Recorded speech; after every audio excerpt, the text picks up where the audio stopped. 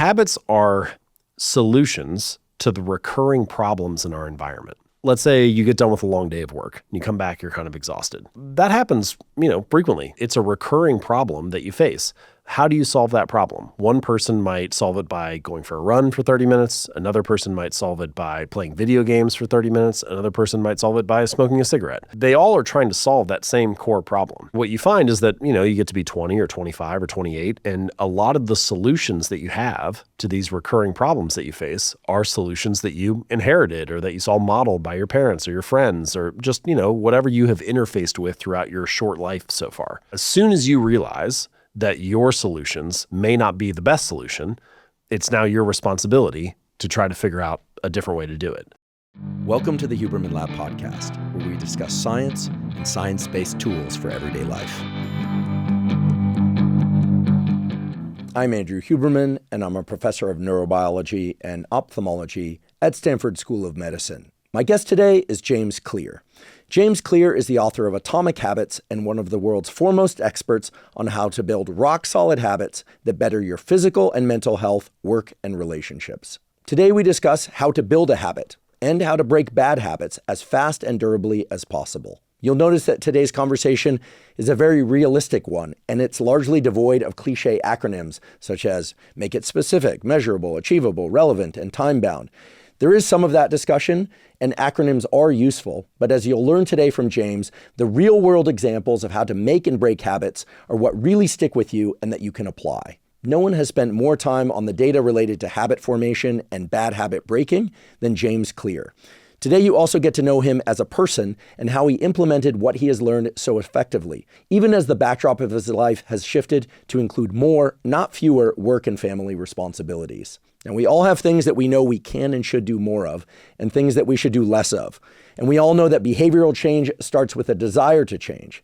But as James Clear explains, it requires a system, one that works for you and that you design in order for it to really stick. Thanks to James's incredible depth of knowledge, generosity, and clarity of communication, today's conversation about habit formation is filled with useful tools that you can apply to improve your life. So if you have a habit, or perhaps many habits that you're hoping to form, or if you have bad habits that you want to break, not just for the new year, but at any point, today's conversation is absolutely for you. Before we begin, I'd like to emphasize that this podcast is separate from my teaching and research roles at Stanford.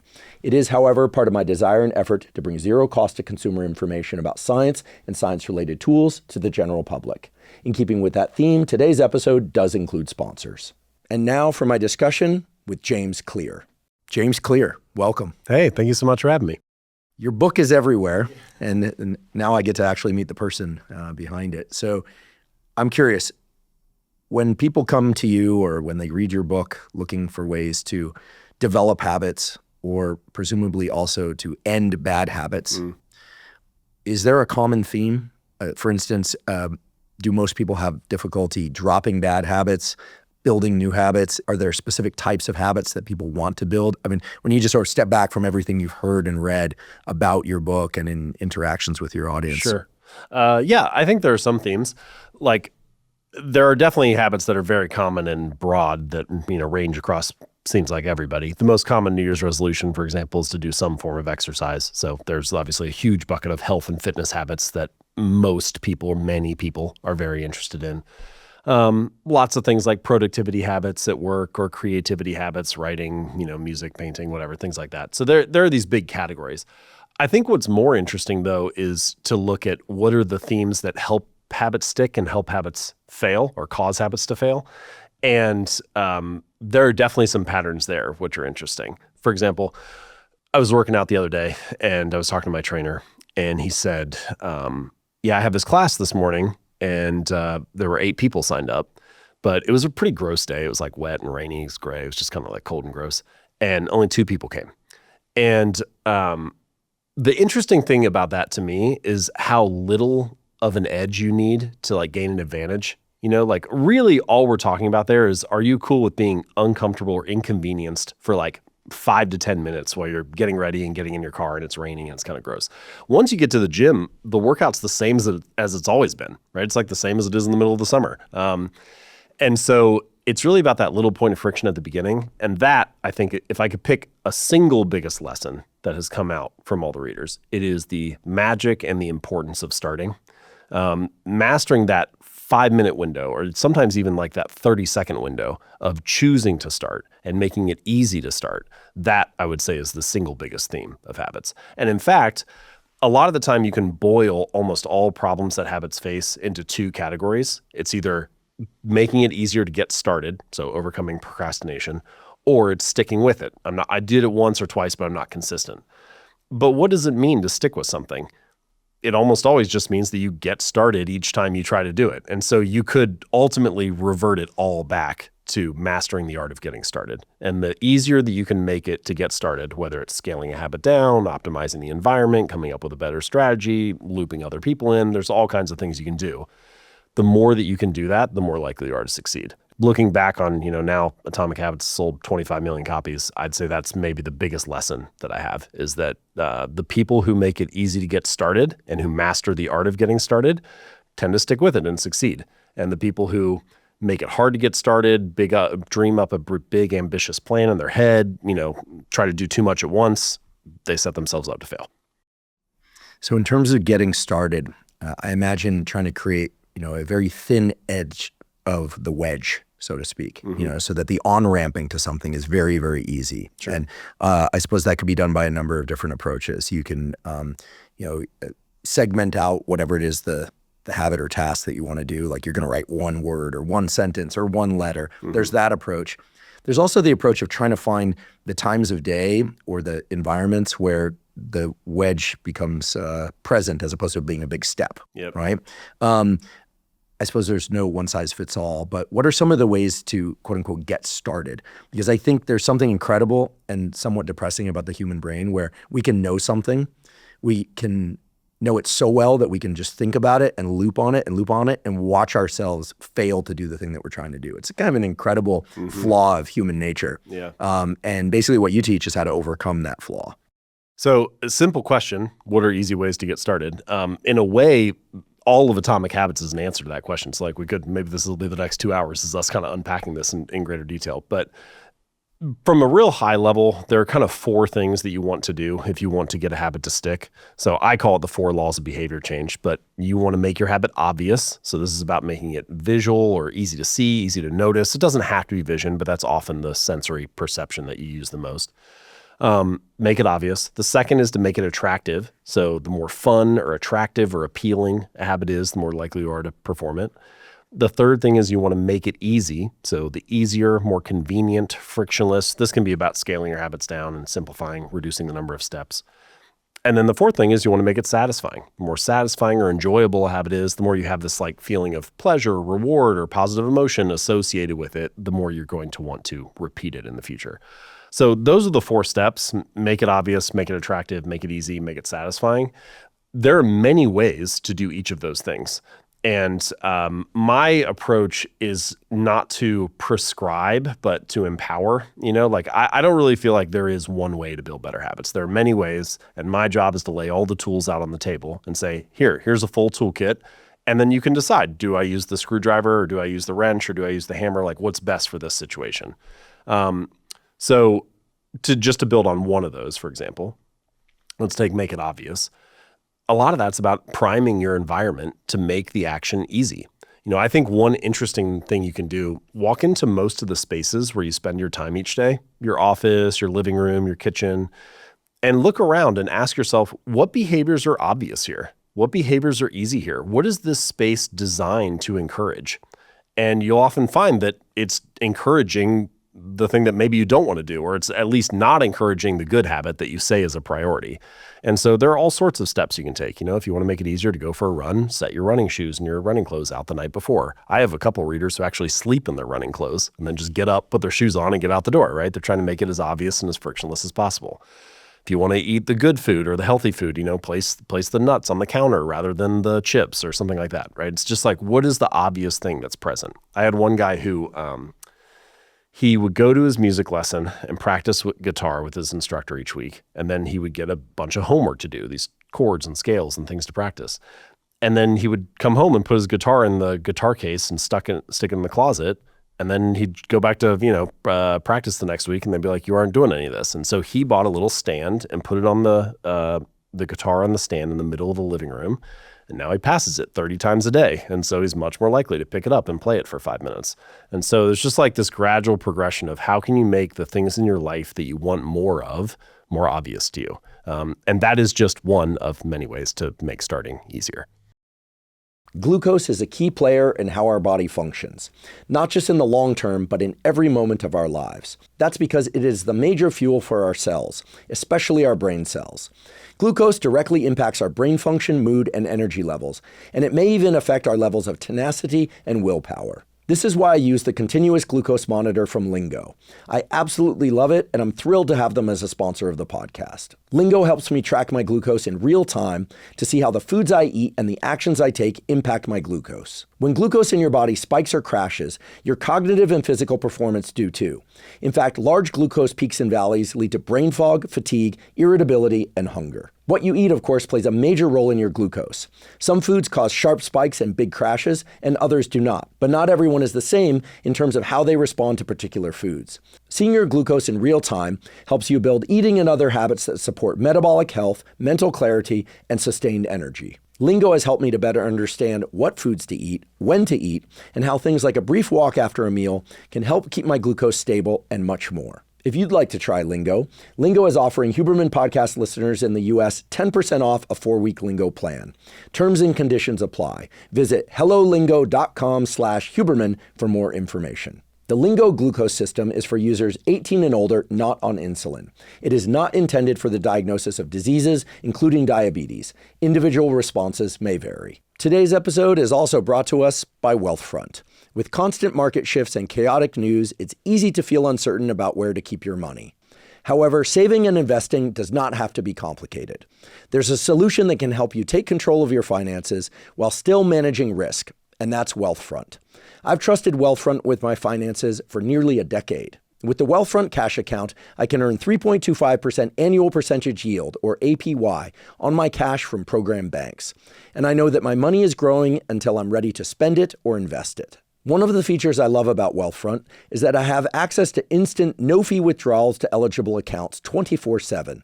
That means I can move my money where I need it without waiting. And when I'm ready to transition from saving to investing, Wealthfront lets me seamlessly transfer my funds into one of their expert-built portfolios. For a limited time, Wealthfront is offering new clients an additional 0.65% boost over the base rate for 3 months, meaning you can get 3.9% variable APY on up to $150,000 in deposits. More than 1 million people already trust Wealthfront to save more, earn more, and build long-term wealth with confidence. If you'd like to try Wealthfront, go to wealthfront.com/Huberman to receive the boosted APY offer and start earning 3.9% variable APY today. That's wealthfront.com/Huberman to get started. This is a paid testimonial of Wealthfront. Client experiences will vary. Wealthfront brokerage is not a bank. The base APY is as of December 19th, 2025, and is subject to change. For more information, please see the episode description. Yeah, environment to me is so critical and so overlooked. I heard online at one point from a great writer, I won't mention who they are, that, it's really important to have a very comfortable chair to write in because writing for long hours is hard on your body and this kind of thing. And then Stephen Pressfield, author of The War of Art, sat in the exact chair you're sitting in right now. And he said, oh no, you want kind of an uncomfortable chair. So it's like kind of painful. Now he's a former Marine and wrote a book called The War of Art after all. But I sort of veer towards Stephen's approach. Like if a room is too comfortable, if a couch is too comfortable, it favors, lounging, and it favors thinking about things that maybe are fun to think about, or, but not really getting the work done. Not that you need to sit on a rock or something like that, but some of my best writing and work was done on planes where I got stuck in the middle seat and was kind of pissed off about it. Yeah. And I could use that energy of being kind of pissed off. Channel it into I'm like, I'm going to get this done, right? I'm not going to I'm not going to lose by not getting work done. Whereas I think had I been in first class and like stretched out and everything perfect, then sometimes that perfection lends itself to just kind of leaning into the the creature comforts of that? Well, first of all, it's a good mental shift by you, right? Like take a suboptimal situation. How do I channel this into something I can use? That's a great skill for life. People ask me something like this a lot. What is your writing routine? What are your writing habits? What does it look like? And the truth, if I'm being honest about it, is I've had tons of different writing routines. I wrote parts of Atomic Habits on my parents' couch when I was visiting them for the holidays. I wrote parts of it in the passenger seat of a car while we were on a road trip. I wrote a lot of it at my desk, but there's no one place where it happened. And I think that it also reveals an important truth about habits, which is that there's this kind of implicit assumption that we don't really say, but a lot of people think when they think, what would it look like to be successful with this habit? They think, well, I would just do it for the rest of my life is basically what they kind of assume. And if it changes or they stop doing it, then they kind of feel like that's a failure in some way. I don't think it's like that at all. Habits can have a season, and you have different seasons in your life. And I think one really interesting question to ask is, what season am I in right now? And you will find that as your seasons change, your habits often need to change as well. So for example, for the first 3 years that I wrote at jamesclear.com, and I published a new article every Monday and Thursday. And they were like 2,000 word pieces. Took me like about 20 hours each on average. So that's a 40-hour work week. I'm putting in two pieces a week for 3 years. And that was how I built my audience and got the book deal that eventually became Atomic Habits. Then I signed the book deal. Well, I don't have capacity now to write those articles, so I had to change my strategy. Most of my writing was going into writing the book. I did that for like 3 years. The book came out, and then now the last 5 years, I've been writing a newsletter once a week that takes me about 2 hours instead of 20. So it's a much different form. But 3 million people read that newsletter every week. They get a lot of value out of it. And I guess my point is, if you look at my writing habit and you say, well, you wrote 2 articles a week for 3 years, what happened in the 4th year? If I would have felt like, oh, well, I don't do that anymore, so it's a failure, that seems kind of silly to me. Like I've been writing, it's just been changing shape based on the season that I've been in. And I found that with lots of other habits too. My fitness habits have changed a lot over the last 20 years. I had periods where I was going heavy like powerlifting or Olympic lifting style, and I would train 4 or 5 days a week. I had periods and pockets where I was only lifting twice a week. Now it's 4 days. It just, it shifts depending on the season that you're in. And so I think people need to give themselves more permission for their habits to adjust rather than to feel like, well, if I don't stick to this, then I'm not sticking to my habit. I feel like that flexibility is a big component in long-term success. There's this story that mental toughness is something that's like, I'm going to make it happen no matter what the circumstances, right? Like I'm going to grind and make sure that this is, I'm going to persevere. And there's a place for that type of thinking. But I think really most of the time, mental toughness looks more like adaptability. Consistency is adaptability. Don't have enough time, do the short version. Don't have enough energy, do the easy version. Find a way to show up and not put up a 0 for that day, because doing something is almost always infinitely better than doing nothing. And so eventually what you get to here is realizing that in a lot of ways, the bad days are more important than the good days. It's actually the bad workouts, the ones where I don't really feel like doing much or I don't have much time, but I get in there and I just do like a couple sets of squats and then I'm done in 20 minutes. That day counts for more because I showed up and I didn't put up a 0 than the days when I got a ton of time and do a full workout. And so people get real excited and amped up about their habits. They want to come up with this like perfect version. What could I do? If I achieve peak performance, what would that look like? What could I do on my best day? But instead, I think it's often better to ask, like, what could I stick to even on the bad days? And that becomes your baseline. That's where you start from. And then on the good days, great, you got capacity, go ahead and ramp it up. But what can you stick to even on the bad days, I think is a good place to start. Yeah, I more and more think that one of the dangers of quote unquote optimization, which in my view is also a poorly understood term. I think optimization is optimization for the moment in the day or the hour, not some perfect ideal. But one of the downsides to the availability of like over-the-counter stimulants and energy drinks and tutorials of how to focus, of many of which I talk about online and elsewhere, is that most people who are in some sort of pursuit, writing or school or otherwise, experience the perfect flow, quote unquote, or groove of being really in the zone. And then they're always chasing that. And anything that's below that feels like it wasn't worthwhile. I really like the way that you frame that, getting something in on the days when you're less than optimal or far less than optimal is actually where you change yourself in a way that makes those optimal days more available. That's what I'm hearing. That playing hurt teaches you how to play well under great conditions, or play even better under great conditions. Consistency enlarges ability.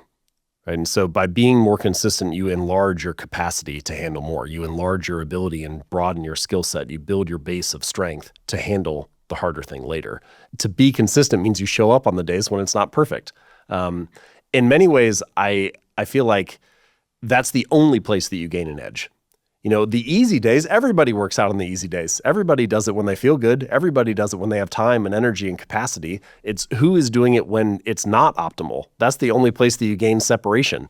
And so figuring out ways to show up even when the circumstances aren't ideal, even if it is less than you ultimately hope to do, ends up being a real win. What you just said, I think, is so critical, that people hear that, there's a perfect state that they're pursuing, or that it takes 50 days to develop a habit, or 29 days, and we could explore that whole thing as its own discussion. But I think it's so important for people to understand that the consistency piece raises the ceiling. I've actually never heard it stated that clearly.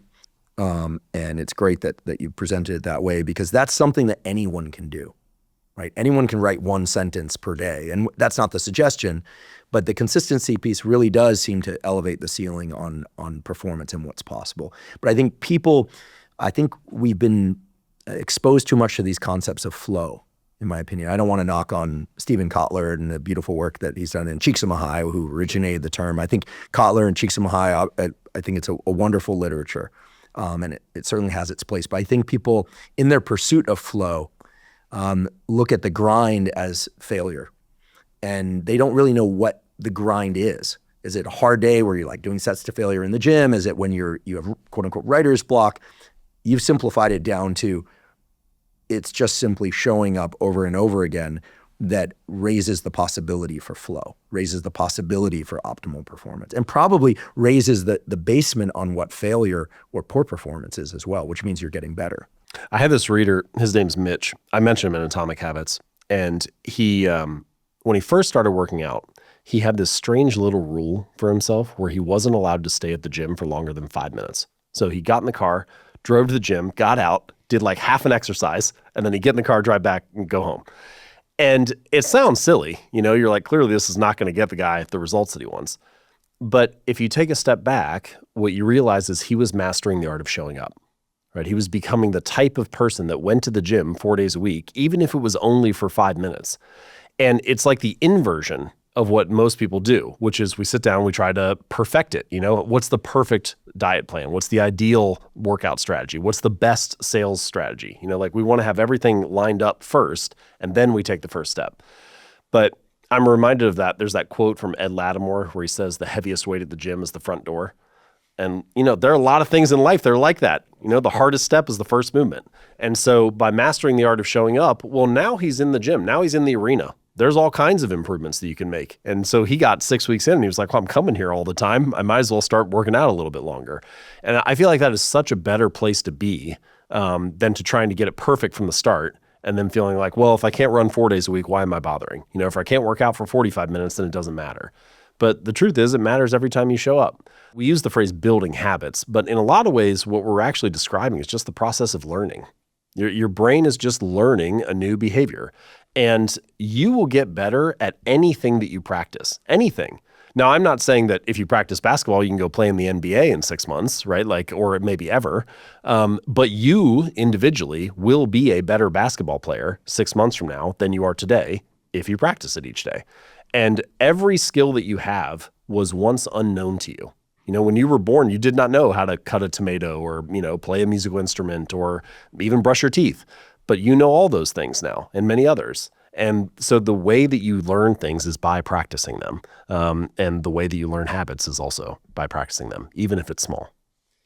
I think it's so important to view habits through the lens of learning and therefore neuroplasticity, right? Which I think is a broad term that can mean many. I mean, having a stroke will induce neuroplasticity, but not the kind one wants. So I guess the precise definition would be, I call it self-directed adaptive plasticity. It's not a real term, but it works for what we're talking about. So I'll just say plasticity for short. But sorry, not to cut you off, but that is, I feel like the self-directed piece is an important part there. You know, your brain's learning habits all the time, right? You will learn habits whether you are in control or not, whether you care or not. I think that's a good reason to want to know what they are and how they work. The real question is not whether you will gain new habits, it's whether you can design them, right? Or be in control of them, whether it can be self-directed. Yeah, I mean, maybe it's worth exploring this a little bit because so for neuroscientists who learn about plasticity, you learn about developmental plasticity, which existed in all of us when we were kids, and it's just how passive experience shapes us. And it's very robust up until, they always say, till age 25. But about that is when the window closes for like multi-language learning without accents, becomes much, much more difficult after 15, 20, 25 than it does, say, at 40, 45, or 60. Some people can do it, but it takes much more effort. So that's passive learning. But the self-directed piece is interesting because there are sort of two forms of that. One form is where it's explorative, like you're trying to, I don't know, figure out how to paint or figure out how to, but you don't really know what the painting is going to be. The other is what is called instructional plasticity. And I guess the strict term would be self-directed adaptive instructional plasticity. This is why it gets to be a, kind of a mouthful. Sounds sticky. Yeah, but the instructional piece means there's a correct answer. There's a correct answer. And neuroscientists are familiar with the fact that, there's these certain forms of learning where there's a correct answer that the nervous system needs to learn, like how to shoot a free throw from a particular location on a court, for instance, how to state a word with the proper enunciation in a different language, for instance. And so there's a right and there's a wrong. And the example of this guy, Mitch, who went to the gym and then left after 5 minutes, I feel like there's a merge there where he, through some unconscious genius, realized that the right answer was getting in the door and had to teach himself that piece as opposed to the entire workout. So that's just chunking, right? But it requires that there's a prerequisite to getting in the gym, and that's just going there in the first place. And if we're trying to learn how to do an entire workout, it's too much. Or if we're trying to learn how to perform really well, we're really trying to learn 50 or 1,000 things. Right. So this business of chunking, it's so simple on the face of it, but I feel like instructional plasticity says we need to learn the right answers and then stack those. And so I don't think he was crazy. I think he was really onto something and really in tune with what the neuroscience says. People often think they're keeping it simple or making it simple, but they don't realize how many steps are involved. Like, let's take just getting to the gym. Forget about the workout, but just getting there. Which gym will you go to? What time are you going to go? Are you going before work or after work? Are you stopping by on your way, or is it on your commute? Do you need to drive separately? Are you going to bring a water bottle, or do they have water fountains at the gym? That alone sounds like a silly thing, but I heard from a reader one time who said, I always forget my water bottle and they don't have water fountains there, so I don't feel like going. That's enough friction to prevent somebody from doing the workout, right? Like, there's so many little steps like that. And what are you going to wear? Are the clothes clean, or are they in the laundry right now? Like, there's so many things that could prevent it from happening. So just mastering getting started forces you to cross all of those thresholds early on and figure out, how do I get in here consistently week in and week out? And then once you got that part licked, then okay, great, we can move on to what the actual workout should be. These days, I and many others hear about and talk about this idea that the effort becomes the reward. I mean, that's sort of the holy grail of all this, right? And I think that can happen. I mean, it has sort of masochistic tones to it. Years ago, I was dating a woman. We're still good friends. And I remember one time she just said to me, she said, "Flow, don't fight." And I was like, "What are you talking about?"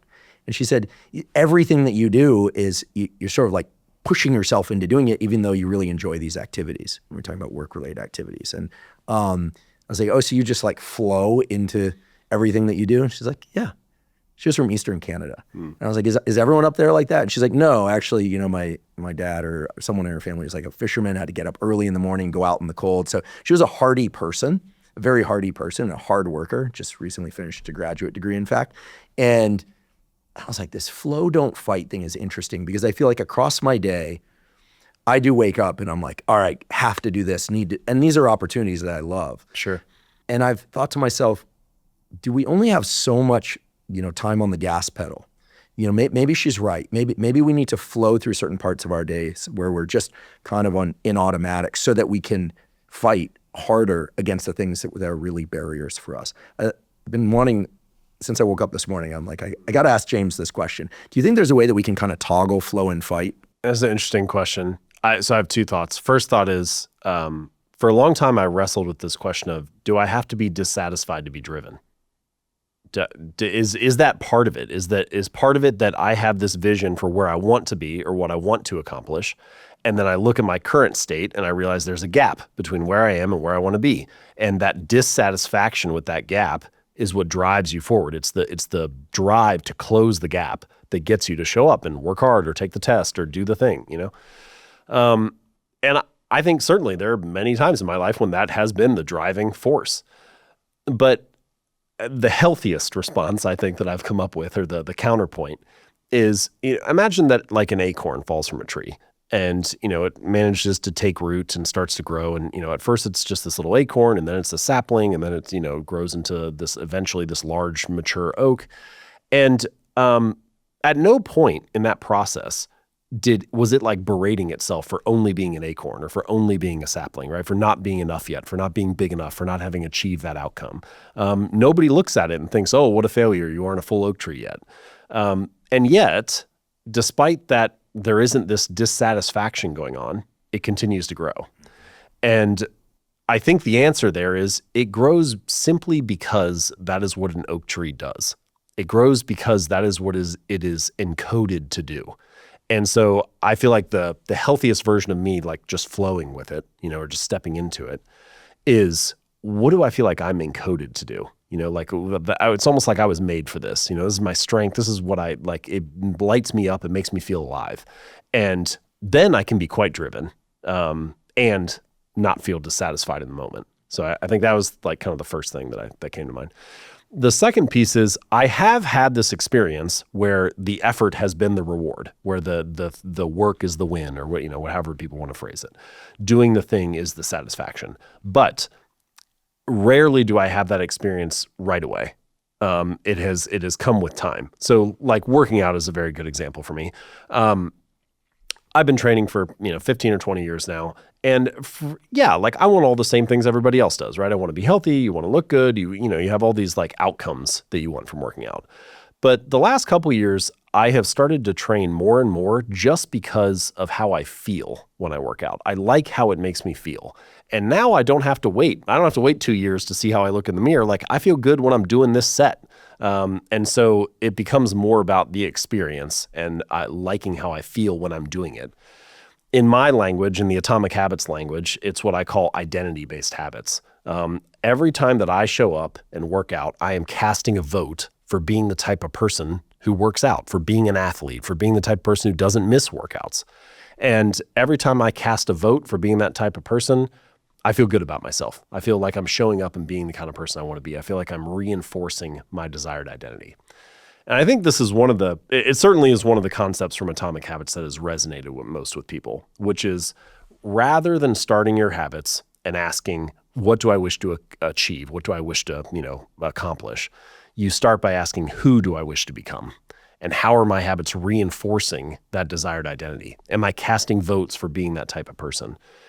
Every action you take is like a vote for the type of person you wish to become. So if you sit down and you study for 20 minutes on Tuesday night, you are casting a vote for being studious. If you shoot a basketball for an hour outside, you cast a vote for being a basketball player. And individually, those are small things and they don't really mean a whole lot, in any given moment. But collectively, if you do it for 3 months or 6 months or a year, you cross this invisible threshold at some point where you say, yeah, being a basketball player must be a big part of who I am. And you start to take pride in being that kind of person. And if you take pride in it, if it becomes part of your story, then you'll fight to maintain the habit. And now all of a sudden, the situation is flipped. Now you're trying to do it rather than trying not to do it. Rather than trying to motivate yourself to stick to it, you're just saying, this is part of who I am. Like I get up and I go for a run because I'm a runner, not because I have a half marathon in 3 months. I'm doing it because I like being this kind of person. So I think the question of what are my actions reinforcing? How are my habits feeding my desired identity is an interesting thing to play with, and I think an important question for all of us to ask ourselves.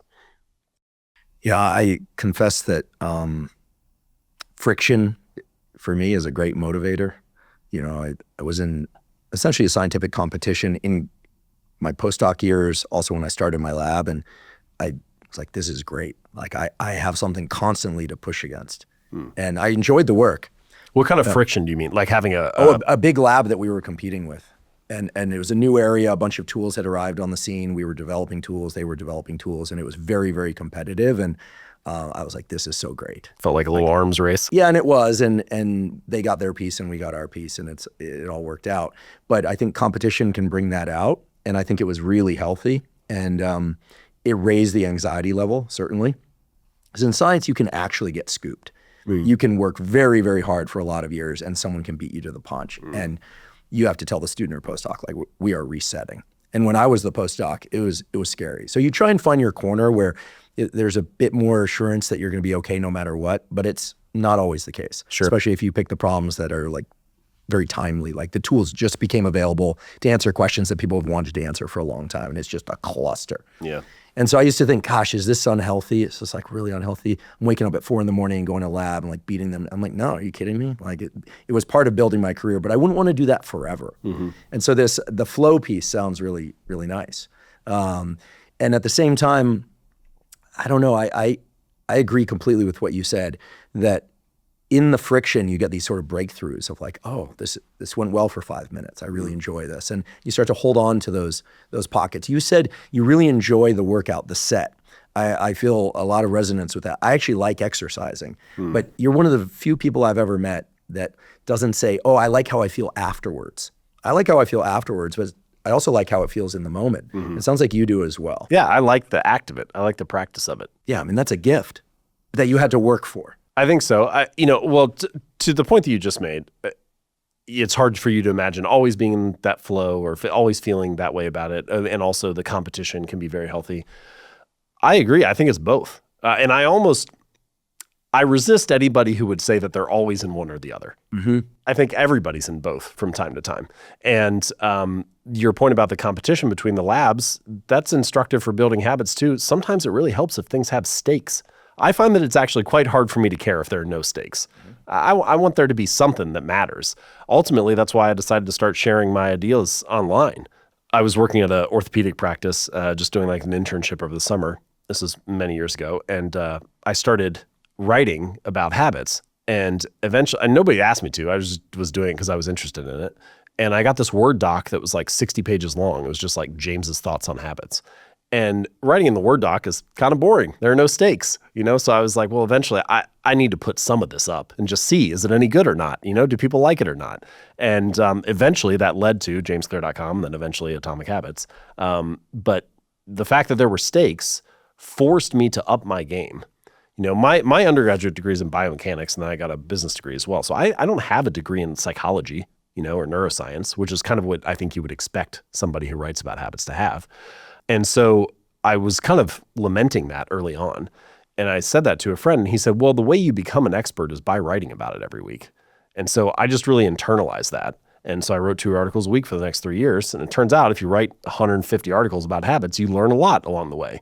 And because it was public, I could get criticized every time. And I think that made the work much better. And ultimately, I was able to triangulate my way to, putting together some decent ideas about the topic. And building habits and suppressing bad habits is synonymous with your name and vice versa. I think there are several cases I can think of. You, Derek from More Plates, More Dates, who does online fitness and health content, neither of whom have formal training in the information they share, who are both superb, like truly superb. And I know Derek a bit, and I think he also went out of his way to make sure that he was reading things with, an extra attention to the detail, making sure that the communication about it was correct, and acknowledging that he didn't have formal training in that area, formal academic training, forgive me, because all of this stuff, exercise and health, as well as habits, that you can practice them too. Sure. Right? I think the big question is just competence versus credentials. If the argument is, well, you don't have a degree in this, well, that doesn't really tell me anything. But if the argument is this sentence is wrong, okay, well, now we have something to talk about, But if the sentences are right and I just don't have the degree, too bad. It doesn't matter, right? It's about, are the ideas right? That's that Midwest sensibility, practicality that I think really resonates with people. Because the problem with kind of ivory tower academic stuff that is associated with high levels of credibility is oftentimes people feel like it's that people are out of touch with the real world. And obviously the merge of the two is great. But I think the scientists then come to you and now you can read a paper. And so I think that it can be both. It doesn't need to be a competition either. I think the point is just, are the ideas right? Right. And if the ideas are right, then great. And if the ideas are wrong, then I have some learning to do. So. And do they work in the real world? And clearly people have benefited from these. Yeah, I think this attachment to making the effort the reward is something that can happen. I think that it's a top-down training. I'd like your thoughts on this. You know, we can tell ourselves, you know, this pain is good. This is me getting better. Like, I think there are two kind of parallel examples in the world of exercise where it's very concrete. And I think it maps to the cognitive space. But I think one of the incredible things about resistance training is this notion of the pump.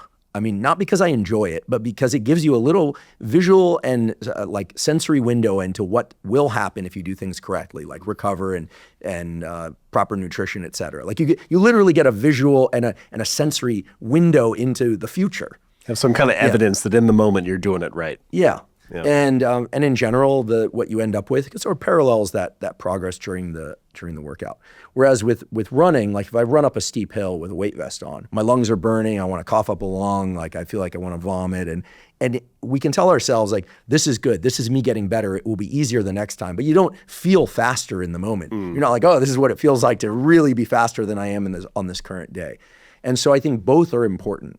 So I look at those as kind of templates for the positive feedback I can give myself. Like if I have a good stretch of writing or podcast prep where I'm like really finding papers, I'm like, this is so cool, this is great. I'll say, okay, this is really good. Like we're in the groove. That's sort of like the pump in the gym thing. Like it's heading someplace. But then when things are really like running up against a brick wall and I'm just like, this is so painful. I've had to teach myself to say, okay, this is good. This is me getting better. This is how the brain learns. The brain learns by experiencing friction. It doesn't learn by experiencing performance. Right. I mean, we don't learn from performance. We only learn from failure, right? The brain won't change unless it has to change. So I'd love your thoughts on this as it relates to the space I think most people think of habits and learning, like how to learn a new language or a musical instrument or just changing one's daily routine so that one is healthier or kinder. You know, a lot of people just struggle with kind of being jerks, you know, and I think they're trying to be kind, and it's hard. It's hard to develop the habit of being kind if that's not their nature. So how do these things map for you? A lot of the time people will complain about writing habits, for example. Writing is so hard, writing is so difficult. It feels so, you know, arduous in the moment. And sometimes I try to remind myself, yeah, it does feel difficult, and that's kind of why it works. Imagine going into the gym and complaining that like the weights are heavy. You're like, well, that's like, yes, the weights are heavy. That's why you're getting stronger. And the writing is hard, and that's how you're getting smarter. Or at least let's say that's how you're clarifying your thoughts. Just as the weights feeling heavy is evidence that you are getting stronger, the writing feeling hard is evidence that you are thinking, that you are forcing yourself to think and clarify. So there is some friction, some tension that is necessary for growth. I think what you're referencing, telling yourself a better story in the moment, is very helpful. You know, like this is, yeah, it is painful, it is hard, and this is part of what it means to grow. I also think it's helpful to do some things either beforehand or afterward that can help feed that process to get you to show up. So for example, beforehand, pre-visualization can be really helpful. I practice this with my kids, just trying to help them imagine what a good day would look like. You know, like my one son, he started preschool recently. And the first day at drop off, he didn't have a good day. He kind of, you know, cried, fussed a little bit, didn't really want to stay. Second day, same sort of thing. So the third day I said, all right, it's preschool day today. And he was like, and I was like, hold on, let's just, you know, we're getting breakfast in the morning. I said, you know, you like preschool, right? Like you really like your teachers. He was like, yeah. And I said, what about, you guys did snack time yesterday? That was fun, right? He's like, yeah. I said, you got to play with glue sticks and the crayons. Like that was a cool activity. And what do you do after school gets done? He was like, oh, we go out on the playground and we play for, 30 minutes or whatever. And that was it. I just stopped there. But the point is that I'm trying to get him to imagine what a good day would look like if it unfolds, right? Emphasize the positive parts of the experience that are about to happen. What are the things that you're about to do that you enjoy or that are good for you? And go into the day with that story in your mind. And I think that increases the odds that you're going to show up. And, maybe we just got lucky, who knows? But he had a good drop off that day. Sounds like a great day. Yeah. It sounds awesome. I want to do it too. Yeah. I played baseball for a while. I played baseball through college. And when I was younger, like 10, 12, 14, my dad and I would do this thing where at the end of each season, we go and sit down on the back deck And we would kind of like replay the good parts of the season. We'd talk about our best games, the best wins, talk about, the best plays that I had or things that went well or whatever. Or just trying to like emphasize the wins, And so I finished each season, even if it wasn't like the best season for me. I was never the best player on any team that I was on, but I finished it feeling good. And that gives you a little bit of momentum going into the next season.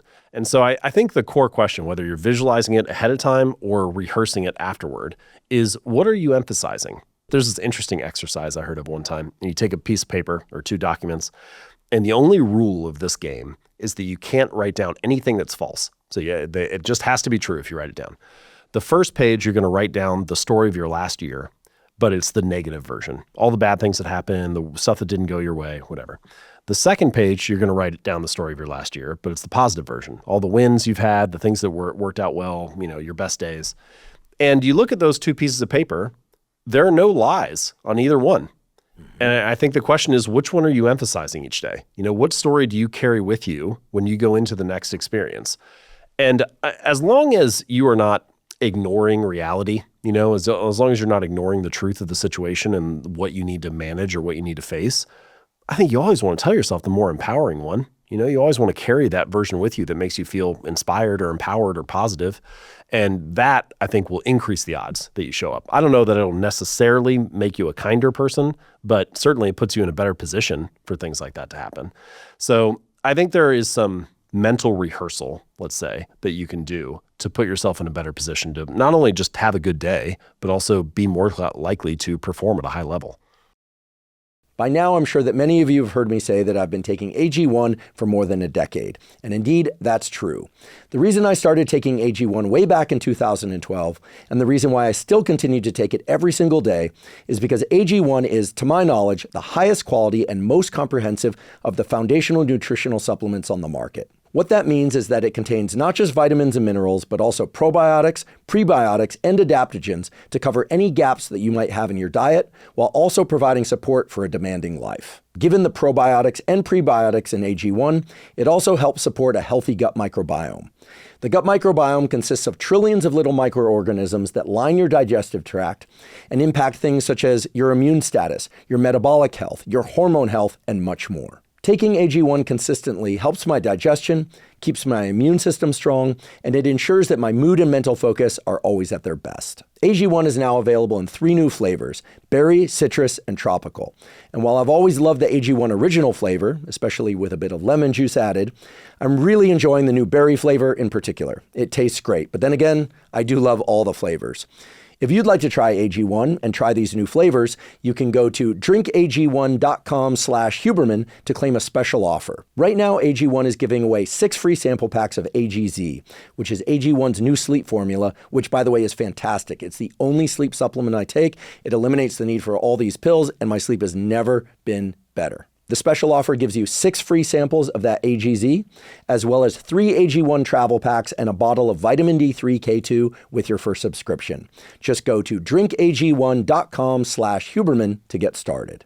Today's episode is also brought to us by Joovv. Joovv makes medical-grade red light therapy devices.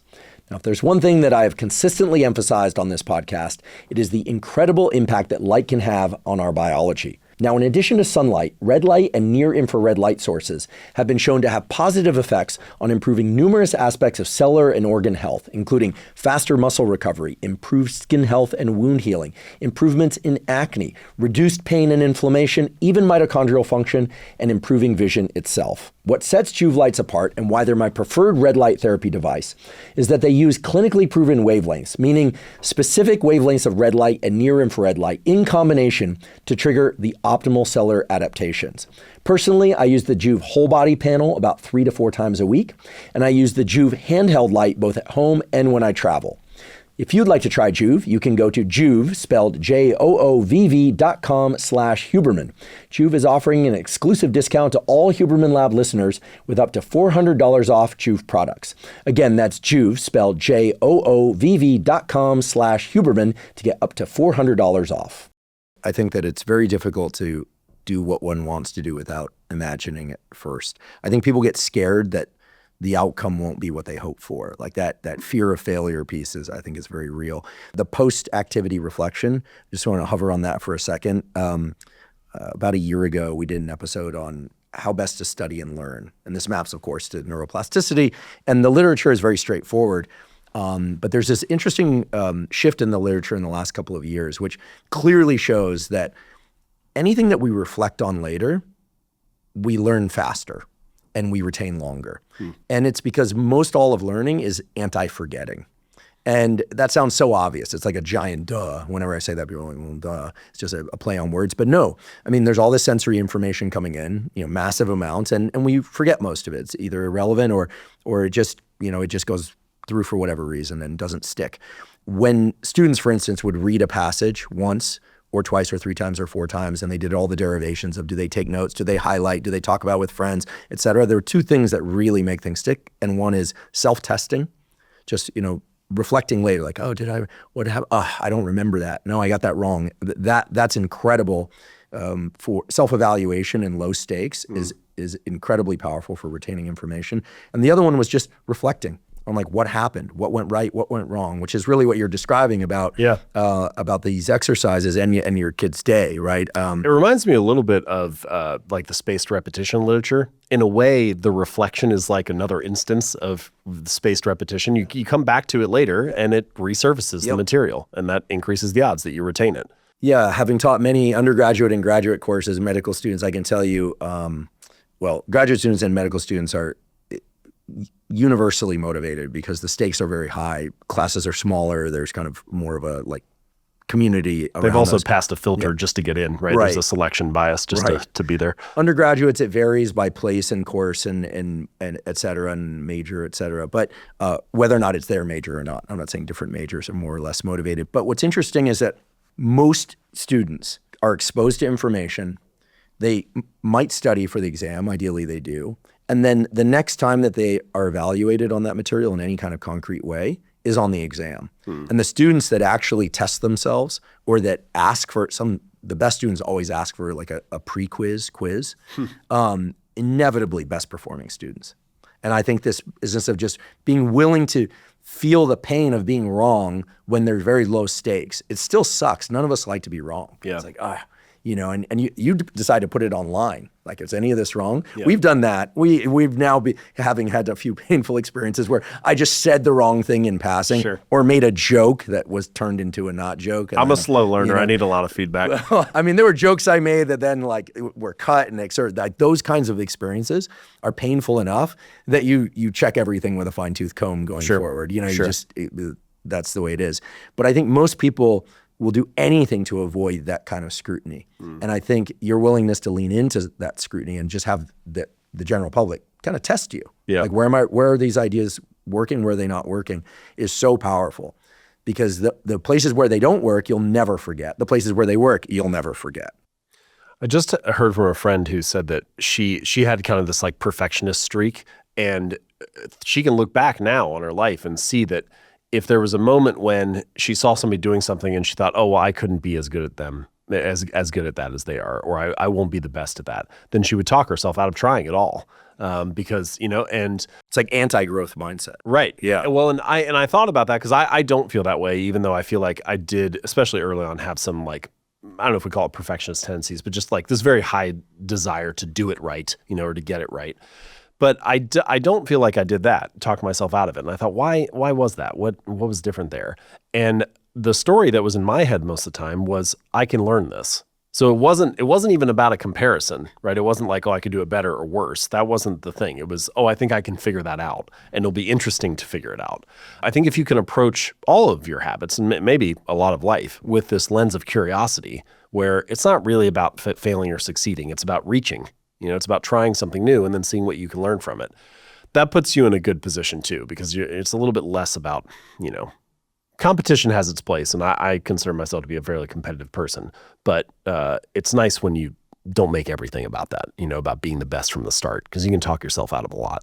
Oh, I agree. And I mean, I have continually placed myself in venues, academic and physical, where there's no way I was going to be the best in that environment. Just no chance.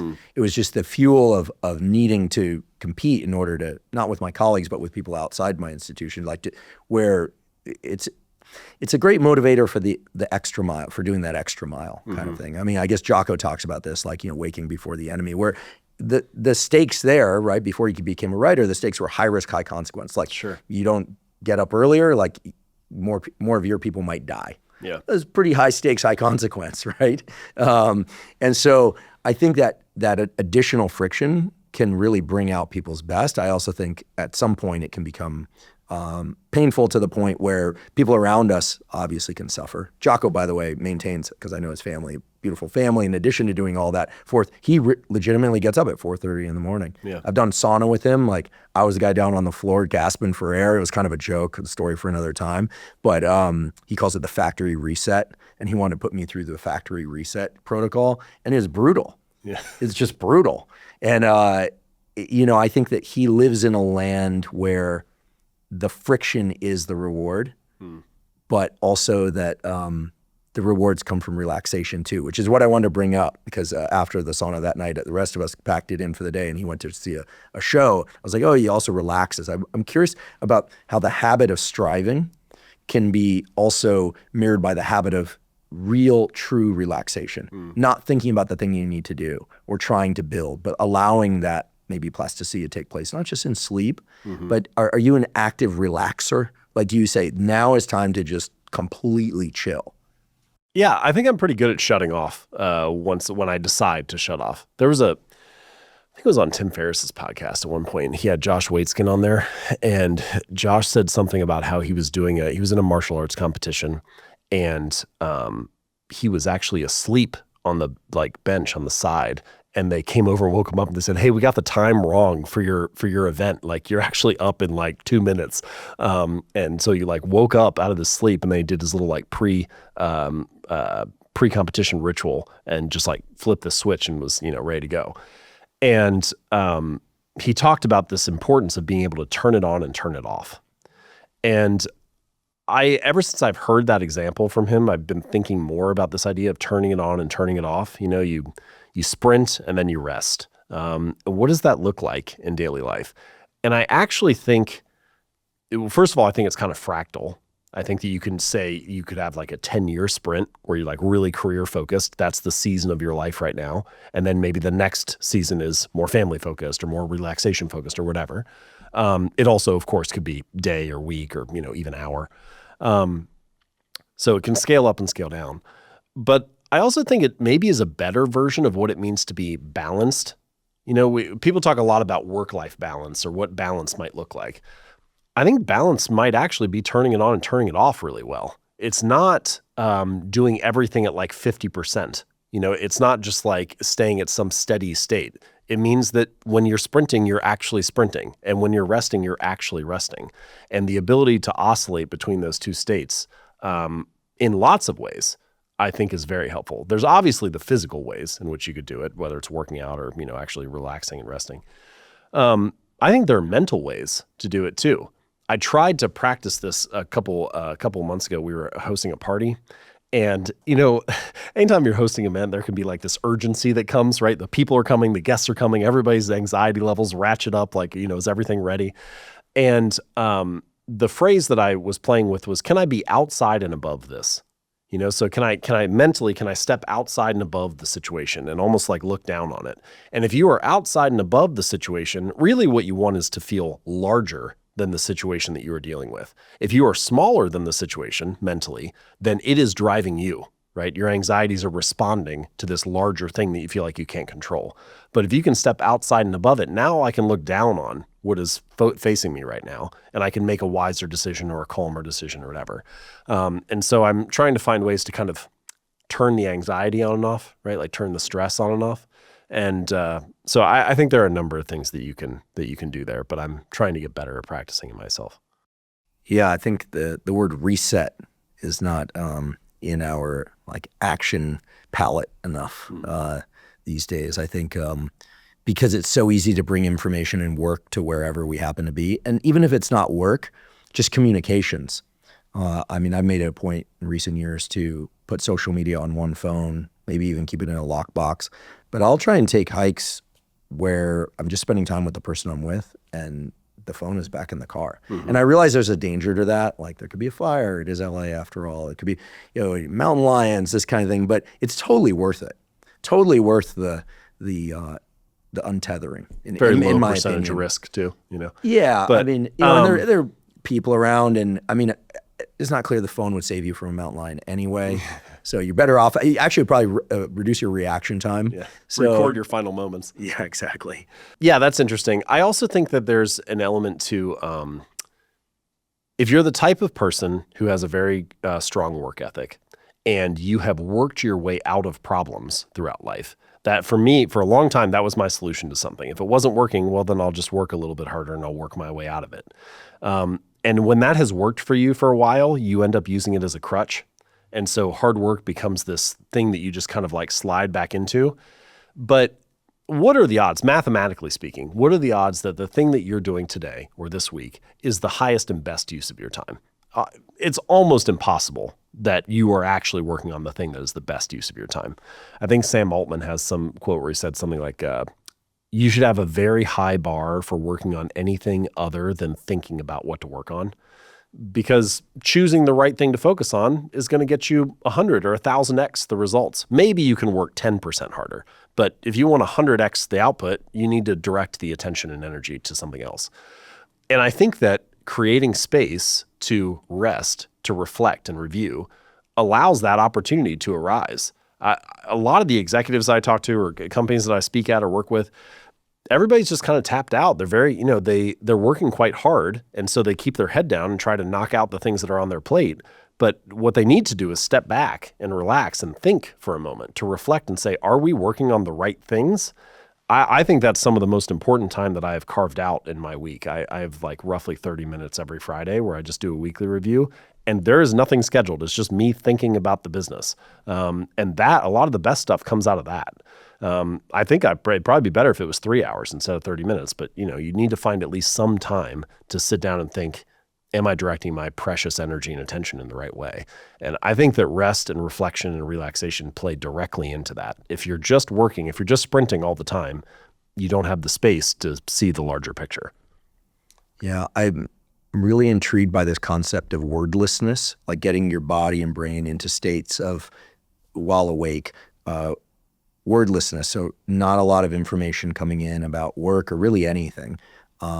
Maybe it's the liminal state between awake and sleep, some of these NSDR, yoga nidra type practices, but it's more, like hiking or running or swimming, where your brain goes through a period of chatter and you're thinking about the other thing, but then at some point, everything becomes discontinuous in a way, or listening to music. Hiking's the one that does it for me. What you're describing right now is like how I get after like maybe an hour into a hike or something. Do you get good ideas either coming back from it or on the hike or I think the most interesting thing is I feel good.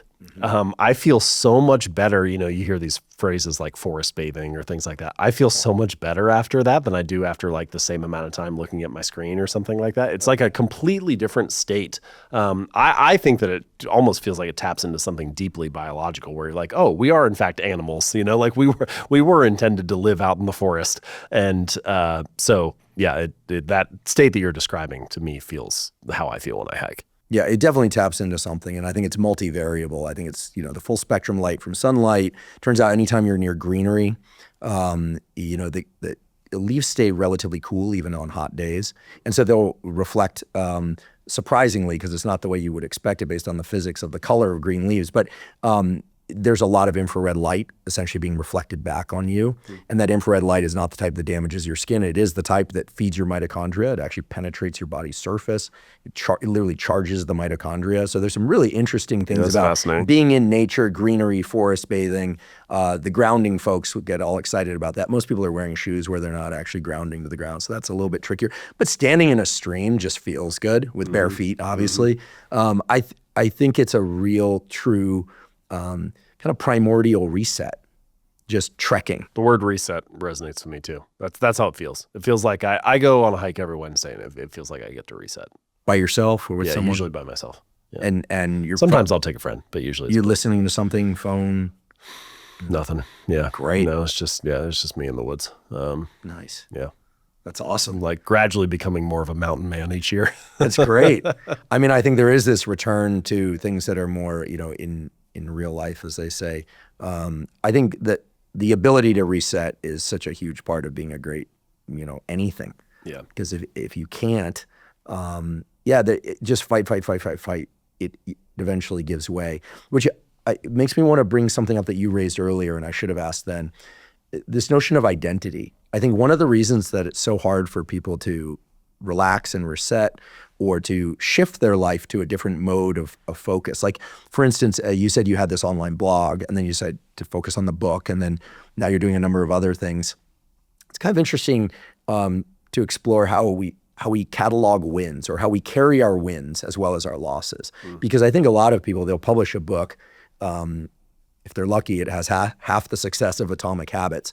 But then they feel like they either have to do it again, or they have to do something to sort of maintain the buoyancy of that experience out there in the world, as opposed to just being able to shelve it in their mind. Like, that was awesome. Listen, Atomic Habits is a super impressive book, and it's done incredibly well for all the right reasons.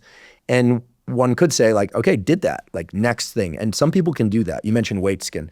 Josh is a friend, and he's just has this incredible ability to be like, I'm done playing chess. I'm doing the next thing. I'm done doing that. Like, he really can cut ties with his previous self. I think most people find that difficult. We feel like we need to succeed where we succeeded before, or else it no longer is real. How often do you play with the idea of habits and identity, and kind of what you're on the precipice of now? So, interesting question. I saw this with a number of the things that I researched when I was writing the book, stories that came up, and then I've also felt it personally. Some examples. I heard from one guy when I was writing the book who was in the military. Then he leaves and he's like, my identity for the last 20 years is I was a soldier. Now I'm not. So what? Like, who am I, basically? And then another common one that you hear is from athletes. I felt this way, and I didn't even play professionally, but I played all the way through college. You get to the end of your senior year. I've been doing this for 17 years now. And then all of a sudden, the next day, you're not an athlete anymore. So what? Like, who am I? This is like a huge part of my identity. And so you can also imagine, founders when they sell their company, or CEOs after having a long run, and it's just like you have something that was a huge part of your life and now you're not. I heard from a mother the other day who said, I'm suddenly an empty nester. 25 years I've been taking care of these kids, and now all of them have moved out. Like, what am I doing? What is my purpose? So I think it's very common for people to have something like that, an identity that they feel like they've lost. And for me, the thing that helped the most was trying to find through lines from that previous identity that can still serve me in the new season. So you take the soldier example. Yeah, they're not a soldier anymore, but they could still be a good teammate. They could be the type of person who follows through on their mission. They can be somebody who's reliable and can be counted on, and then you start to look at the parts of your past where you were that kind of person, and then look at your current situation. Where can you express those traits again? In my little case as an entrepreneur, I always emphasized being an entrepreneur and a creator more than I did being an author. I kind of have to admit that I'm an author now because I have the book, but what I see myself as is an entrepreneur. And so the shift from blog to book to co-founding companies, or like that, to me, that feels connected because I have that story as the through line. So I don't know that it's really about abandoning your past in any way, or saying that, oh, that didn't happen, or it happened in a different way. It's just about finding the parts of the experience that you can hold on to and feel proud of and carry into your next chapter. Not everything goes on forever. I mean, basically nothing does, and that's fine. It's okay. It doesn't need to last forever. You can still feel very, very proud of what it was, but let's try to find some pieces of it that we can take with us to the next thing. Along the lines of identity, it sounds like you are very content with understanding where you're at, where you were before, and where you're headed next. I think where people get tripped up is that they want to be understood by the outside world, or they have a hard time cutting ties with how the outside world understands them. Like, if the entire world's, like, if I ask it, who's James Clear, and he says, like, the author, it can be harder for people to cut ties with that. I've seen this in a lot of professions and friends who are very, very successful. The entrepreneur example, founder example is a very important one. I think I've seen a few times on X and other social platforms of founders that sell their companies for $500 million, $1 billion. And I'm from Silicon Valley, so you end up knowing some of these people over time. And inevitably, they don't feel good a few days later. It's like a postpartum depression of sorts. And it's because for them it was the hunt, and now what? And if they don't prepare for that, actually it can be catastrophic. People say, oh, poor billionaires, but I think it's more of a model for what we all experience. So I think these titles that we tell ourselves we have and that we're living into are powerful, but double-edged. Yep, for sure. And where we glean the most feedback about our identity from people, I think is also dangerous, because it can hold us in place in a major way. So two things. First is you see the founder example shows it very explicitly because there's this exit for a large amount of money, but it can be true for anything. You see why you should optimize for playing the game and not necessarily winning the game, right? The win is, do you get to continue to keep playing? And so in a lot of ways, we glamorize these outcomes, but in fact, it's like, how do you want to spend your days? When I choose a new project to focus on, one of the first questions that I ask is, how do I want to spend my days? And then you draw a box around what you want that to look like. And inside that box, how can you make the biggest impact, make the most money, reach the most people, whatever, but not outside of it. But what happens a lot of the time is people start by asking the second question, which is, how can I make the biggest impact or make the most money or reach the most people? And then they talk themselves into a daily life that is outside of what that box would contain. And you find that this is not actually how I want to spend my days. Or you optimize for the outcome, like the founder selling for $500 million, and not for the daily lifestyle. And really, that's what matters the most is, do you like how you spend your days? Do you have power over your days? Do you have, do you feel alive during your days? And so it's a different it requires you to ask a different question than what most people are asking most of the time, or what society in general is asking us most of the time.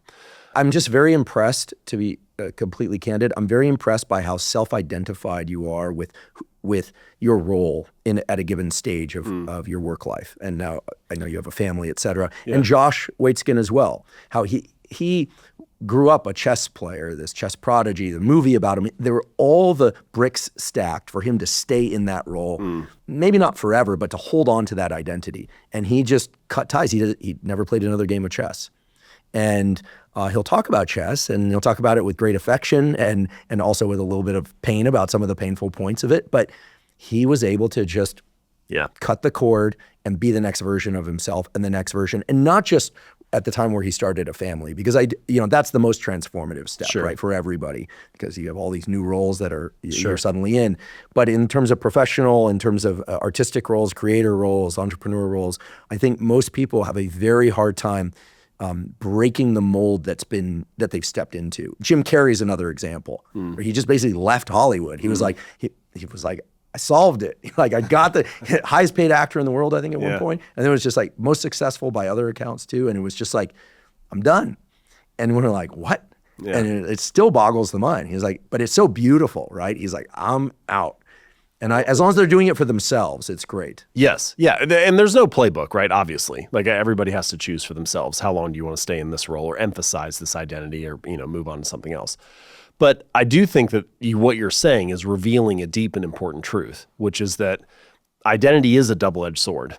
And earlier in this conversation, we were talking about how building habits and repeating habits casts votes for your desired identity. It provides evidence of being that kind of person. And that's a very helpful thing, because it gets habits to stick and habits to build, and you start to take pride in being that type of person. And you fight to maintain the habits.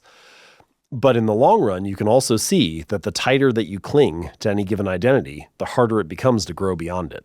And so you see all kinds of examples like this, right? You have a surgeon who's done an operation a certain way for 15 years and has a long list of patients who have gotten good outcomes. And then a new technology comes in and they resist it or are kind of slow to take it up because they want to do it their way. And then all of a sudden, 5 years later, they're behind the curve.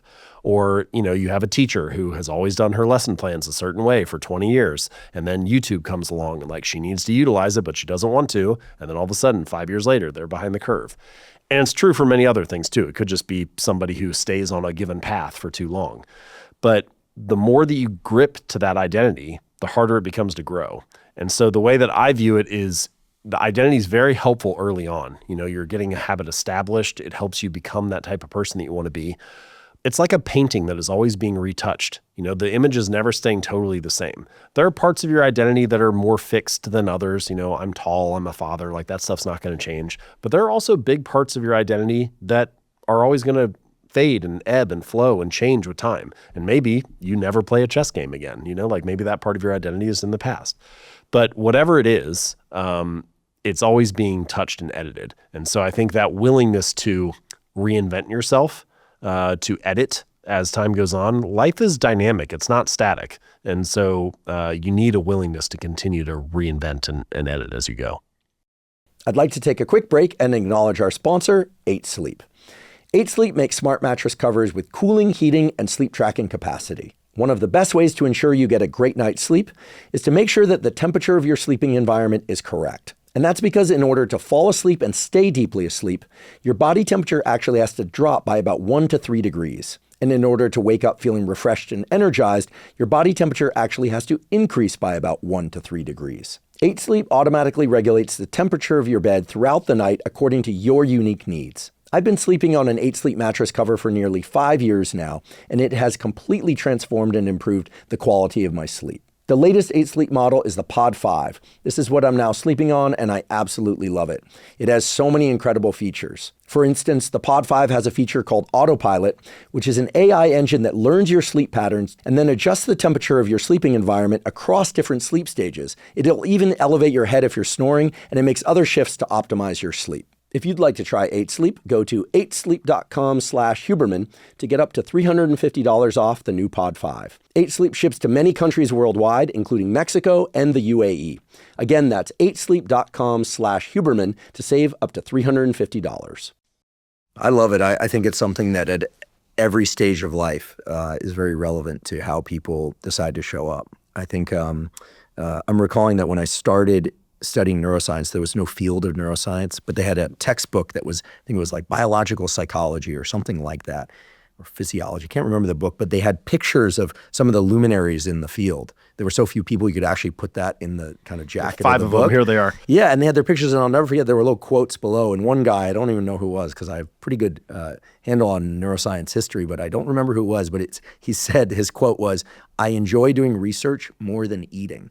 And I thought, sounds like a really cool profession. I already liked biology, but I was like, how cool would that be? Yeah. I mean, everyone loves to eat. Yeah. Most everyone loves to eat. I'm like, how cool is that? Like, he loves it more than eating. I was like, wow. And I think eventually I experienced that, how much fun doing experiments is. But at the same time, I think that, yeah, the danger is people get into a mode where they can't shift. There's another piece too, which has to do with recognition, either large scale, like the kind of recognition you've achieved, or smaller scale, like in a community or in a family. There's this great moment in the movie Basquiat, about Jean-Michel Basquiat, the painter, where he's having a conversation with his friend about fame and how it can contaminate the process, the creative process. And the essence of it is basically, and we'll put a link to it. It's really good. Benicio del Toro is doing most of the talking, so even just listening to him talk is fun. But the content is great too. And the essence of it is that if you become known for something that's not the most important thing to you, or work that you did is recognized, but not for the reasons that you did it, that there's this kind of mismatch. And the big mistake is seeking to be understood in the way that you want to be understood, and for every level of what you do to be understood. And I think this is when criticism starts to hurt, is when it starts to feel like misunderstanding of how genuine you are about your work, or they're just getting it all wrong. Like they're looking at the right things, but they're getting it wrong because they don't understand your motivation. And I think one of the most powerful things is to develop habits that are really around your understanding of who you are and why you're there. And yes, you want to achieve these milestones and the feedback, but when the feedback comes, to be very cognizant of, like, that doesn't change why you did it. Like, they can't actually change. Like, you have to take control of your own thoughts is really what we're talking, and your own goal process. Otherwise, it can really destroy people. It destroys Jean-Michel. I mean, he was a heroin addict, and he died, I think, of AIDS or a heroin overdose or both. I don't recall. But it clearly destroys artists when they achieve success, but they're not understood. And I think it can destroy entrepreneurs too. It's been an interesting learning experience with Atomic Habits. There is no one version of Atomic Habits. There are 25 million versions, and it's what those 25 million people who have read it have thought, and I don't have control over any of them. It's very uncomfortable, right? Yeah, it's interesting. You have to come I've to come terms to accept with it. Yeah, I've come to accept it. Yeah. And even, to the point now where it's the highest rated habits book of all time, which is really grateful for that. And obviously one of the best selling books of all time. It's always sitting up there on the bestseller nonfiction list. This was crazy. I just found out about this, but I think it's one of the top 100 selling books ever. Amazing. It's been out for 7 years. But anyway, all of that is great. It's wonderful. My point is that I can just trust that it's good now. Is it ideal? No. Is it a perfect book? No, there's no perfect book. Would I do some things differently if I could write it again today? Yeah, probably. What would I edit? Whatever. But I can trust that it's good, and that's good enough for me. The fact that there are 25 million interpretations of it, or that some people won't like it, it's fine. It's fine.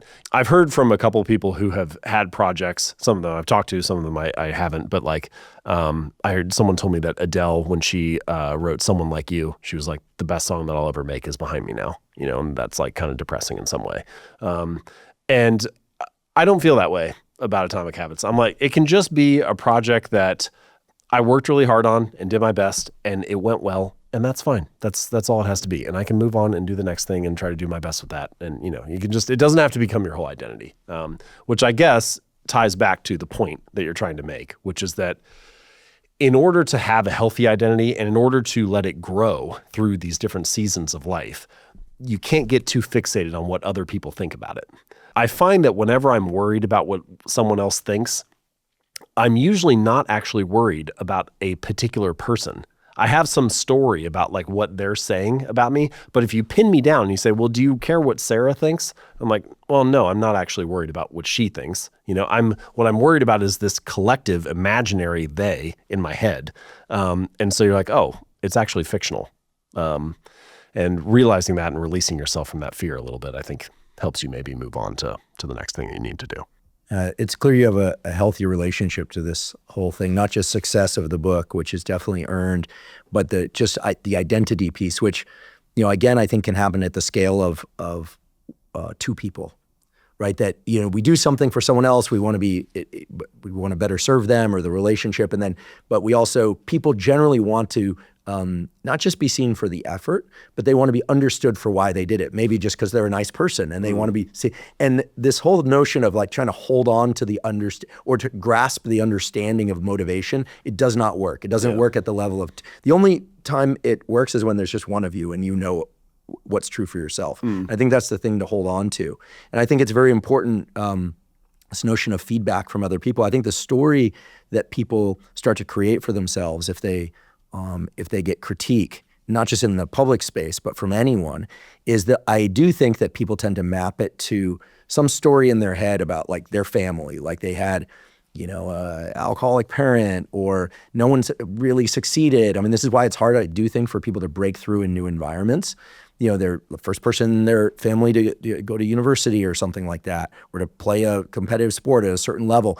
And so when the failure comes back, an instance of failure, I think they map it to like what this means about me as a person. I'm faded. My family line, my history is faded. Like all this fading to be stuff is very dangerous. But I can tell you, based on growing up where I grew up and being surrounded by the people I'm surrounded by, that the people who have never had a story of failure or trauma or difficulty, they're the most terrified.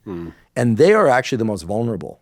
Most of the people I've known that have self-harmed in sometimes very serious, irreversible ways, or just completely crashed their lives, and they were just glowing examples of what's possible in creativity and performance, academics, sport, all this, are people that had never failed until they failed. And I think it gets to this very point. This is something that I think it doesn't have to be sports. Sports just happens to be how I learned it. There are many ways to do it. I think really what it probably comes down to is performing publicly or performing with a risk of failure. But for me, it's one of I think the best lessons that I pulled out of playing sports is what it feels like to fail publicly and getting over that. Nobody wants to strike out to end the game, but if you do, you feel terrible for a little bit and then you realize you move on. When I got to college, you go into the gym and you're training with the rest of the team, and like you're a freshman and you're weaker than the other guys, and that doesn't feel good, but you miss a set and then you move on and you go do the next exercise. And all those are little moments of failure that you have to learn how to get over and get through. And each time that you do, you are training this muscle of learning what it's like to rebound. In a lot of ways, the secret to winning is learning how to lose. It's learning how to bounce back from a loss and figuring out how to show up again the next time despite that. And so sports was the best way for me to learn that. By the time I got to my senior season, I said, I don't care. I would rather be out there. I don't want us to lose, but if we're going to lose, put it on my shoulders. I can handle it. I'll take the loss. I don't want us to lose, but I would rather be out there. And I think that served me really well in my entrepreneurial career too, because I'll try. And ultimately what matters is not that you keep winning, but that you keep reaching. And eventually, if you reach enough, something's going to work out for you. But you can't be scared of failure in order for that to work. You have to be able to know how to lose. You have to be able to know how to come back from a loss. Yeah, that's powerful. And the fact that you were willing to do it publicly is very powerful, because nowadays I think it's almost always public. I'm a big fan of Twyla Tharp, the choreographer. And she's great. Yeah, she's terrific. And she talks about how the important thing as a dancer or a choreographer is to fail a lot in private so that you don't fail in public. Nowadays, that's much more difficult. Like any mistake that's on a stage or a court is going to be on a phone and a video, and it's going to hit the internet. And the more recognizable somebody is, the more famous they are, the harder it is for them to control their perfect reputation. So we've seen kind of an inversion of how at least I was raised, where everyone in the textbooks, and whether or not it was Martin Luther King or whether or not it was a sports star, whoever, like they only showed you the best parts of these people's lives. Yeah. Now it's all unearthed. It's all out there.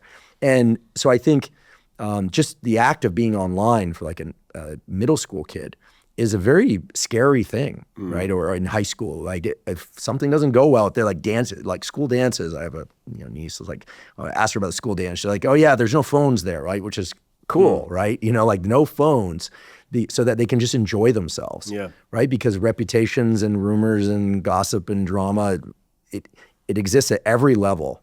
A professor at Stanford who's a true luminary in the field of biology, he once said to me, he said, it's all just like high school forever. And I was like, God, really? And he's like, yeah. He's like, you can change, people change. He's like, but the way people interact and what they talk about and what's most salient and is rarely what's most important or interesting, and the drama and all that. He's like, it goes on forever. All the whispering, the this, the that. He's like, it never ends. It's like it's baked into everything. He didn't say nursery school and elementary school, fortunately, but everything from high school forward, he insists is exactly the same. He said I guess they don't call them old age home, retirement homes. There's like drama, and you're like, really? So I think it's important to recognize. I think there's space for both statements to be true. So Twyla Tharp's statement, you make a lot of mistakes in practice so that you perform excellently in public. That's definitely true, right? Like when I was playing baseball or getting ready for a big test, my dad would sometimes say to me, if you're nervous before the performance or something, you're like worried how the game's going to go or worried about this test you're going to take, he would say, trust your preparation. And I think there's kind of two messages there. Like the first is, relax, you're going to be able to perform, whatever. But obviously the second hidden message is you better prepare, right? Like you need those reps in private in order to perform in public. And that I think is a durable truth that is consistent throughout life. Like the person who prepares is in a better position to win. But then it's also true that things are more public now than they've ever been before. I would say this is maybe one of the biggest downsides of your profile rising as you get more well-known through your work, is that it just creates less space where you can experiment and explore as much. It's a little bit harder for me to just like kind of run a lightweight experiment now. It's like if I make any announcement, it's like people are watching. Which is great. That's like a huge luxury to have, it's best possible outcome, but it just changes how you need to, I think what it means is you need to be a little more thoughtful about designing a place where you can experiment. And that's like your niece and them not having phones at the dance recital. They're trying to design a space where people can practice a little bit more easily without everything being judged as much. So I do think you still need what Twyla Tharp's recommending. You need a lot of reps, but then maybe now, in modern society, you need to be a little bit more careful about how you structure the spaces to make those reps possible. Yeah, you mentioned this song by Adele and her feeling or her conclusion that that was the peak. I think we have to be careful about concluding what's the peak. I think we also have to be careful about just continuing to pursue one peak after the next. Because as you said earlier, there's certain things that are their legacy, like they really last. There's one thing I really love about books, music, poetry, art of all kinds. There are other examples, of course, is that they last forever. They're durable. Yeah. It's a durable medium. Yeah. What doesn't last, I should just by a counterexample, is anything that's in the media. The turnover cycle it just doesn't last. I sometimes think about what's really legacy content on the internet, and I think a couple of things come to mind. It's just a partial list, but the 2015 commencement speech that Steve Jobs gave at Stanford, I think stands as legacy content, is great value to many people. There are so many TED Talks, and many of them are excellent. Very few get signal the noise that you could predict will make them on there 15 years from now. But if we were to look at scientific publishing, the same thing is true, right? There are very few papers that stand the test of time, not because they were wrong, but they get replaced by a kind of a field, a review. Academic reviews basically come to replace the papers that they describe over time. So I think seeking legacy is dangerous. And it brings us back to this question of like how to construct the day, because at the far extreme is kind of a life, a career, a legacy. I'd like to talk a little bit about the day, the unit of the day. You've talked about never failing twice in a row. Is that day today, or is that morning, afternoon, 2 failures, you're done? I did hear one time, I think Gretchen Rubin was the one who said you should split a day into 4 quarters. You got morning, afternoon, evening, and then nighttime, or That's what I do, definitely. Yeah, and then it's like if you lose the first quarter, well, that's all right. You can still come back and win the next quarter. It kind of gives you permission for the day to not be a wash. I do think that's a mistake people make sometimes. They get off on a bad start and they're like, oh, the whole day is ruined. Let's reset and try to think in a lot of ways living a good life is figuring out a way to have a good day even when things don't go your way. If you have that ability to bounce back and make something of the day even when it's not optimal, that's good. You position yourself to have a good life because things are not always going to go your way. Never miss twice is an idea that it's an encouragement. It's an attitude, right? That you show up and, you've been following a new diet for 8 days, and then on the 9th day you binge eat a pizza and you're like, well, I wish that hadn't happened, but never miss twice. Let's get back on track tomorrow. Or in my case, I wrote a new article every Monday and Thursday. That was the habit that kind of launched my writing career. If I missed on Monday, I wish that hadn't happened, but let's make sure I get one out on Thursday.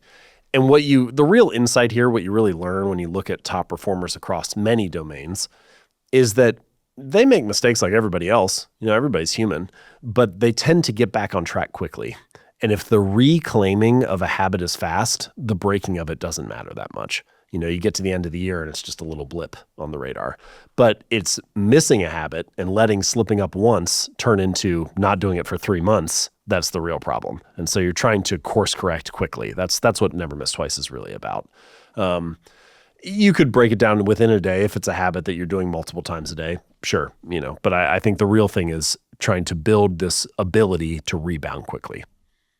And to me, that's also the danger of quote unquote optimization as most people perceive it. They figure if they miss the optimal window to work or the optimal window to work out, then it's over. Yeah. And I think there's advantages to understanding when one is at their mental or physical peak and trying to schedule things that way. Sure. But also having flexibility. I feel like you would be the perfect person to answer some of this, but this is how I first started thinking about intermittent fasting was, it's like, well, everybody was so wrapped up in when exactly you were eating. And I was like, if you got the same amount of calories in a 24-hour period and you just spaced it out differently, one person's eating every hour, one person's eating every 6 hours, one person only eats it all in an 8-hour window, whatever. Is it going to make that big of a difference? Like what percentage difference are we attributing to purely meal timing, right? So I don't know what the answer is. Maybe you do. But I feel like it's probably fairly nominal. If your body's getting the same amount of calories from the same foods in a 24-hour span, it probably isn't making that dramatic of a difference. You're right. The one exception is if you start to eat on a more nocturnal schedule, it's worse. And I'll battle people to the end of time on this one. I'm not saying everyone has to be up with the sun and down with the sun at the end of the day and only eat on when the sun is up and not after the sun is down. But you want to protect an hour or so before sleep, ideally 2 or 3 hours, where you're both not gnawingly hungry, nor are you consuming a lot of calories before sleep, because it will impede your sleep. Yeah. And people who work the night shift, and by the way, a lot of people are now shift workers. They qualify as shift workers just by virtue of being on their computers at night or phones or whatever. There is a ton of data just showing how bad it is for your health, GI health, cancer risk, longevity, et cetera, to be a shift worker. And we need shift workers of certain kinds, right? Yeah. And thank you, shift workers. But eating the majority of your calories too close to bedtime late in the day, not good. Eating the majority of your calories at lunch and dinner, fine. I have a friend he's actually the neurosurgeon at Neuralink at Elon's company. And he has a policy whereby he skips one sort of traditional meal per day. So he'll have breakfast and dinner, or have lunch and dinner, or breakfast and lunch, and he varies it. And he insists that it keeps him flexible around this. And he's certainly healthy. So one N of one here. Sure. But I kind of like that, right? You're not always eating between 11 and 7, which is generally what I try to do, but sometimes it's a little bit later. But I totally agree that calories in, calories out, and the laws of thermodynamics hold. Yeah. So okay. All you right. just don't want to eat in the middle of the night. That answer, I think, is actually somewhat instructive for this overall discussion about timing and what the day looks like for habits in general, which is, yeah, if we're being perfectly designed and robotic about it, then yes, we can probably figure out optimal windows for all kinds of things. And it's great if your day can go that way. You may not always have enough control over your day to make that happen, but on the days when you can, that's great. But also what we realize is that there is a broad range in the middle where you have flexibility, and it counts for a lot to get the thing in, whether it's eating the meal or doing the workout or doing the writing session or whatever. It counts for a lot to do it, even if it's not at the perfect time. And then at the other extreme end, maybe like not more nocturnal eating, there's some window where it doesn't make sense. Did you miss your workout today? Okay, do you really need to be working out at 2 a.m. or should you just go to bed at that point and get some sleep?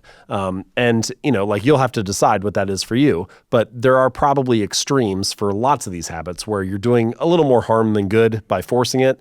But there's a big range in the middle where it's like, listen, let's just not throw up a 0 and get this habit in. It's gonna make a bigger difference to do it than to not. And I feel like that amount of flexibility is really good to have for sticking with your habits and adjusting them throughout your daily routine. Yeah, I agree. There's a wonderful picture of the writer Oliver Sacks, neurologist writer Oliver Sacks, who was prolific, so many books. Also incredibly strong.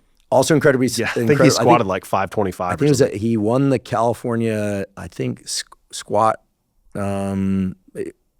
record at one point, 600 pounds. 600 pounds. Yeah. Yeah, he was big. Yeah. He was strong. And there's a great photo of him writing outside a train station on pen and paper with his briefcase on the ground, people walking by, and that was always touted as him being very inspired. That he would write anywhere, anytime that ideas would come to him. Turns out that's not what it was at all. I got to know some people close to him. Turns out that was an instance where he was going between meetings and he had so much to do that he was just cramming some writing in.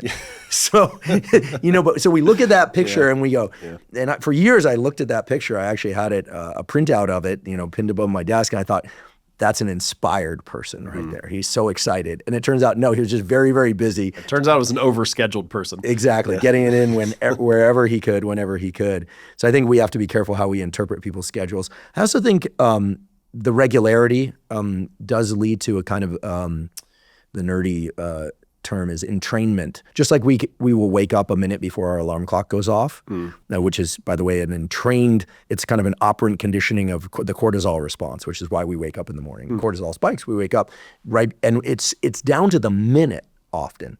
It's incredible. People are like, why do I wake up? It's because cortisol rose to a certain threshold a minute before your normal alarm clock time. Or even if you told yourself the night before, got to get up at 7:30, it goes off, 7:29, like you're clocking it in sleep, believe it or not. I do think that if we get used to battling that, I always envision like having to claw my way through barbed wire to get to the really important work and push everything aside, that if we start to do that fairly regularly between the hours of 9 a.m.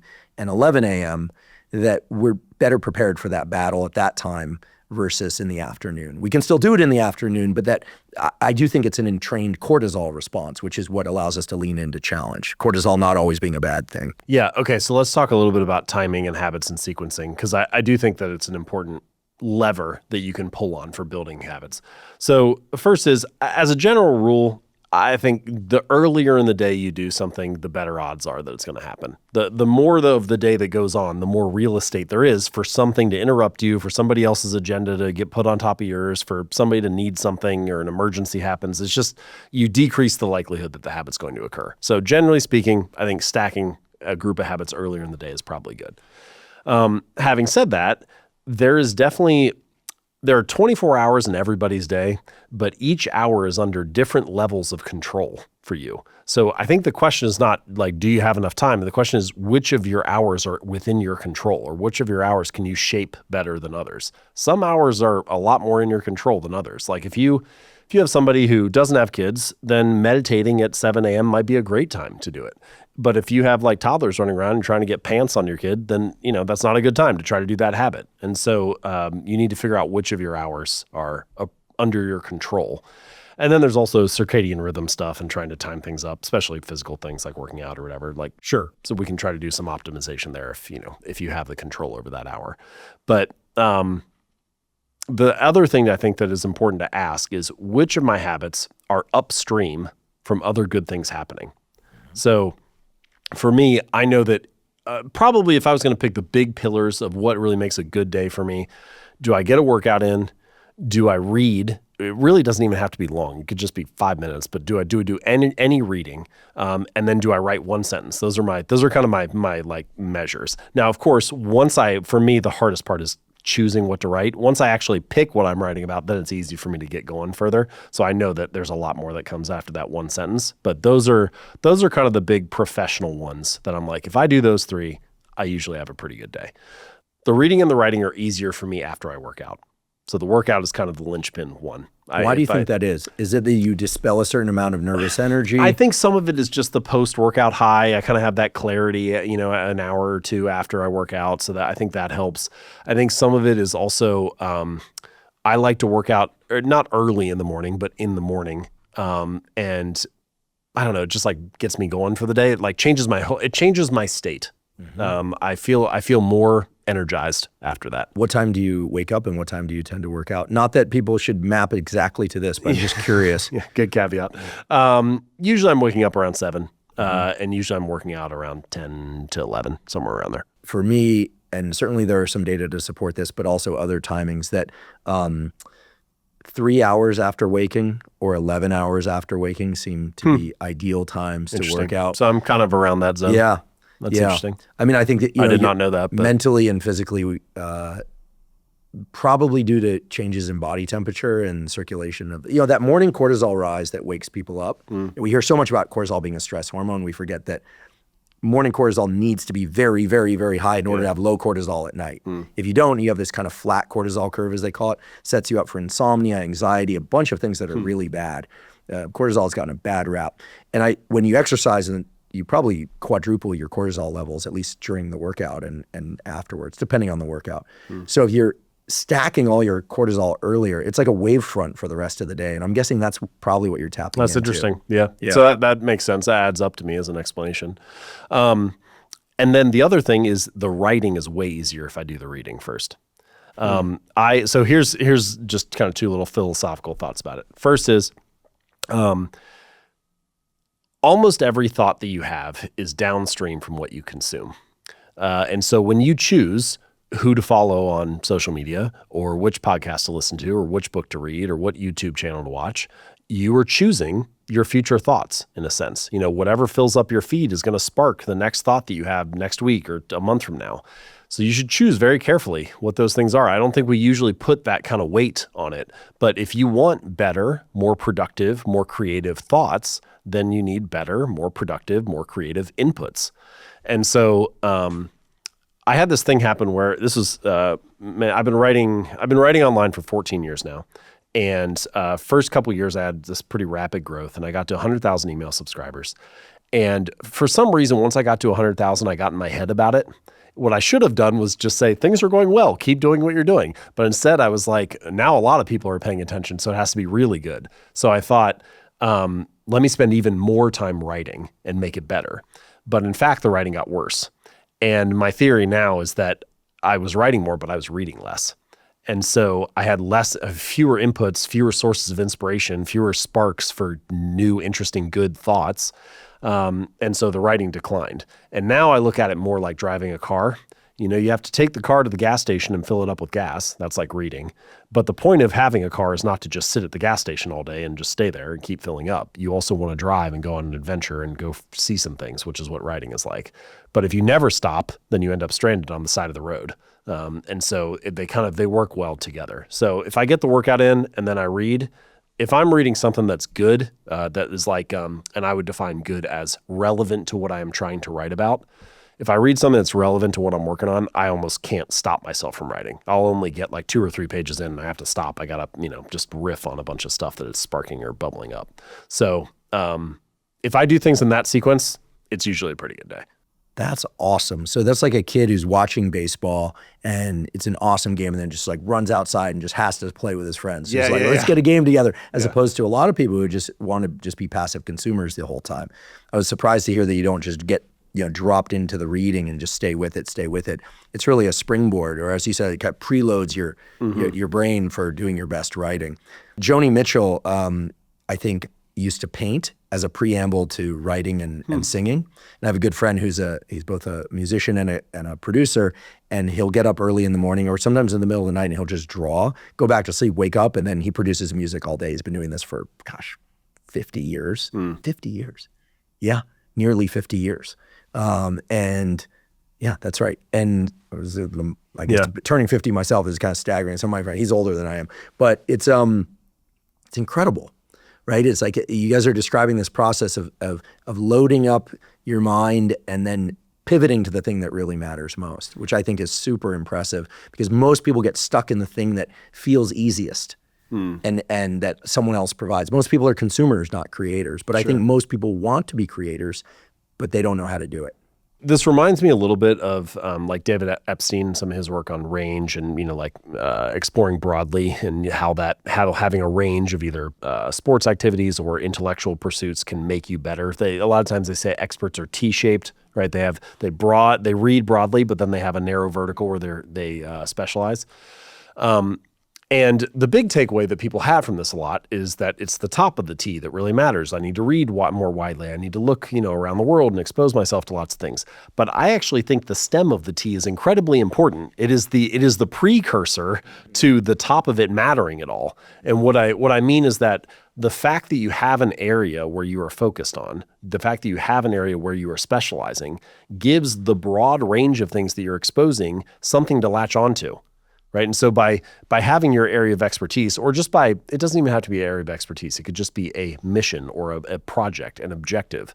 So for me, the objective is the next thing that I'm writing. And then as I explore broadly and listen to podcasts and read books and look at things, that's always sitting in the back of my mind. And so it's always there ready. It's like an antenna waiting for a signal. And then as I read widely, well, that project that I have, it's forcing me to pick up on different stuff. And I start pulling that and I start connecting it. I feel like creativity is very rarely is it actually an original thought. Mostly what it is the synthesis of two things that had not been previously connected. And so by having your project or your area of expertise, you have something you're focused on, and then you read widely and you look for interesting things that can connect to it. And so that's what I'm doing the whole time. I'm reading and then I'm like, oh, this would apply to that. And I just can't help myself to start to write about the connection or write about the overlap between those things. This is, I think, one of the reasons why, and I don't think everyone needs to pursue degrees, but one of the reasons why something like graduate school for those that are interested in really pouring themselves into a topic or a career in a certain area is so valuable, because, let's say biology, you do experiments, but then you walk with other people to a seminar. You watch the seminar, you walk back, you talk about what was dreadful, what was funny, what was amazing.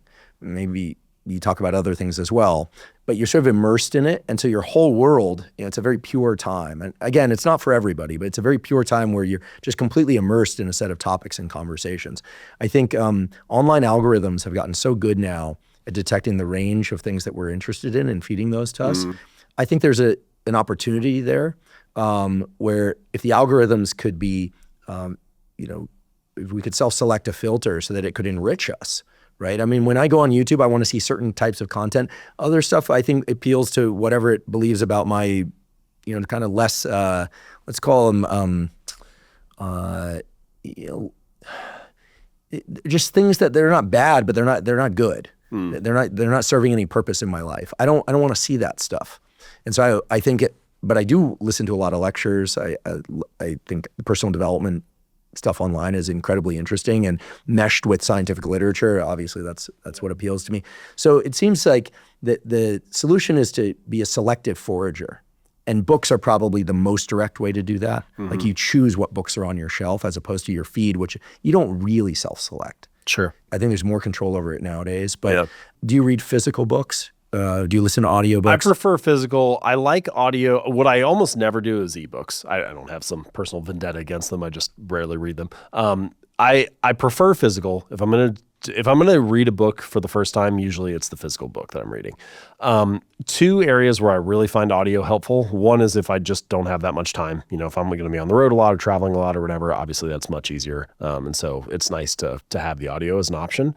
But second, I find if an author or a topic is particularly dense, the audio works really well for me. And the part of the problem is I get bogged down with the physical version. And so it's a slog to read through it. But if I listen to it in audio, I can often keep pace and I'm understanding the overall argument that's being made, but I'm not slowing myself down sentence by sentence. And so I can get through something that's a little bit more dense in audio much better. And usually when I read a physical book, I go through, and then if any passage strikes me, I put a little parenthesis at the start of it, a parenthesis at the end, and then a star in the margin so that I can easily find them. And then by the time I get done with the book, there's usually 30, 40, 50 pages with little stars in it. Sometimes, if it's really relevant, I will go back through those stars and take a photo of that passage, highlight the text on my phone, and then copy and paste it into the doc that I'm working on so I can have the quote or the passage there or whatever. That's usually it. That's usually what I'm doing. Talked a lot about physical space, interacting with other inputs, and I think this business of it was the great Joe Strummer from The Clash who said, "No input, no output," which I think is great. I think what you've added to that very important quote is the source and the type of input matters. The way that I would summarize it is, if you want to learn, wander. If you want to achieve, focus. And so it is the wandering widely that will surface all sorts of new learnings and insights. But you don't just want to be surfacing random things. You also want to be able to channel that into something productive that you are creating, a piece of music, a scientific research study, a book, whatever, whatever the thing is you're working on, a new business. And so having a narrow vertical where you are focusing, a project where you are dedicated to, gives that wandering somewhere to live, something to contribute to. I'd like to take a quick break and acknowledge one of our sponsors, Function. Last year, I became a Function member after searching for the most comprehensive approach to lab testing. Function provides over 100 advanced lab tests that give you a key snapshot of your entire bodily health. This snapshot offers you with insights on your heart health, hormone health, immune functioning, nutrient levels, and much more. They've also recently added tests for toxins such as BPA exposure from harmful plastics and tests for PFASs or forever chemicals. Function not only provides testing of over 100 biomarkers key to your physical and mental health, but it also analyzes these results and provides insights from top doctors who are expert in the relevant areas. For example, in one of my first tests with Function, I learned that I had elevated levels of mercury in my blood. Function not only helped me detect that, but offered insights into how best to reduce my mercury levels, which included limiting my tuna consumption. I'd been eating a lot of tuna, while also making an effort to eat more leafy greens and supplementing with NAC and acetylcysteine, both of which can support glutathione production and detoxification. And I should say, by taking a second Function test, that approach worked. Comprehensive blood testing is vitally important. There's so many things related to your mental and physical health that can only be detected in a blood test. The problem is blood testing has always been very expensive and complicated. In contrast, I've been super impressed by Function's simplicity and at the level of cost. It is very affordable. As a consequence, I decided to join their scientific advisory board, and I'm thrilled that they're sponsoring the podcast. If you'd like to try Function, you can go to functionhealth.com/Huberman. Function currently has a wait list of over 250,000 people, but they're offering early access to Huberman podcast listeners. Again, that's functionhealth.com/Huberman to get early access to Function. Can we talk a little bit about the environment of the laptop or the computer screen or tablet? That has become a very cluttered space, or there's a lot of opportunity for an entire universe to exist in that small space, right? Yeah. Earlier we were talking about visual apertures, and in the old days you could just, throw on a hat or a hoodie and you just kind of like block everything out, put a desk lamp over something, make the room dark, and like you're focused because there was no screen and no feed. Or if there was a screen, there was no feed, and you could go on the internet, but you were typing, or you were working on problem sets, or you were doing whatever it is you need to do, or reading. How do you organize your desktop and your relationship to the internet so that you can maintain maximum productivity? I'll answer your question. Let me unpack something first. So we've made it this far. We've never actually defined what a habit is. Like if you were going to define, there are a couple different ways you could define it. So like one way, if you talk to an academic or a researcher or something, they'll probably say it's this automatic, non-conscious behavior you perform, without really thinking about it, tying your shoes or brushing your teeth or something like that. But I think another very interesting way to potentially define a habit is that it's a behavior that is tied to a particular context. So your habit of watching Netflix might be tied to the context of your couch at 7 p.m. And whenever you're in your living room at 7 p.m., you're just kind of being gradually pulled toward doing that. And there are some studies that have shown that, or have found that it tends to be easier to build a new behavior when you're in a clean context, when you're in a context where you're not battling the previous cues for your other habits. So for example, if you said, I want to get in the habit of journaling each night. Well, if you sit down on your couch at 7 p.m., your brain is kind of subtly thinking it's time to pick up the remote and turn the TV on, not time to journal. Now, you may not always have a dedicated room where this is going to be the journaling room, but there are a number of steps you could take. For example, you could just like set a chair up in the corner, and that chair becomes the journaling chair. And so now you walk in, you sit in that chair, and the only thing that happens when you sit in that chair is you journal for 5 minutes. And so now you're starting to create a context that is associated with that habit. And the fact that there is not anything currently associated with it makes it a little bit easier for that habit to form. You're not fighting the other cues in your environment quite as much. Okay, so let's take that definition, that truth about habits, and apply it to our smartphones or our laptop screens. Part of the power and the problem with the modern smartphone is that you are blending the context for all kinds of habits. Is the screen the place where you go to answer an email, or is it the place where you go to browse social media, or is it the place where you go to watch YouTube or play a video game or check the latest sports scores? It's the place where you do all of that. And so it's kind of similar to sitting down on the couch and trying to journal when your brain wants you to turn on the TV. You pull the smartphone up and you're like, I'm going to try to be productive. And it's like, well, there's also 17 other things that you're trying to do at the same time.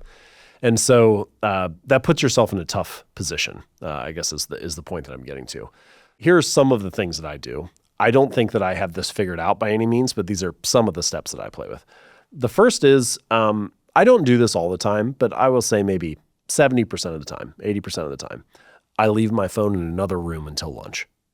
And usually that's just like 9 to noonish, or 9 to maybe if I say I work out at 11, 9 to 11-ish.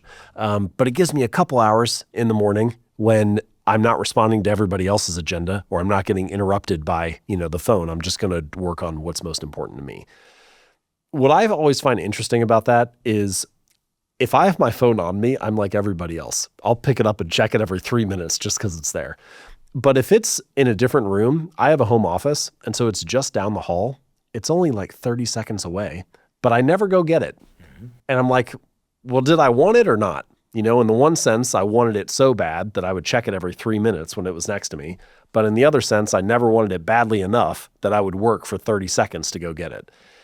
A lot of your habits are like that. If you introduce a little bit of friction, they will kind of curtail themselves to the desired degree. So anyway, that's the first one, is try to separate myself from it. The second thing is on the screen itself, there are things that you can do. So when I wanted to listen to more audiobooks, for example, that was when the pandemic hit. That was one thing that I told myself. I was like, all right, I'm going to be at home more. Let me try to get more reading in. So I downloaded Audible for audiobooks and I moved it to the home screen of my phone. I took all the other apps and I moved them to the second screen. Now, does that mean that I'm never going to check Instagram again or never going to, no, but it does mean that whenever I open up my phone, the visual cue that I see is reminding me of what I want to try to do. And then I have at various points done much more strict things. So right now, for example, for the last year and a half or so, I've deleted social media entirely off of my phone. And I can use it on the desktop. That's my little rule. But I don't have the password or the login. My assistant does. And so anytime that I want to log in, I have to ask her for it. And that's just enough friction that I don't do it just to browse. I'm only doing it if I really need to do it. So after I did that for a little while, I thought, well, this went well. Let me try to take email off my phone, which sounded really extreme to me. But it turned out to not be that hard. My little rule was if I really need it, I'll just download it and I can use it. So I haven't had email on my phone for like 6 months now. I've downloaded it twice. Once was to get tickets to get into a show that we were going to. And then the other time I was at the airport and I had to send an email. But I download it, I do the thing, and then I delete it again.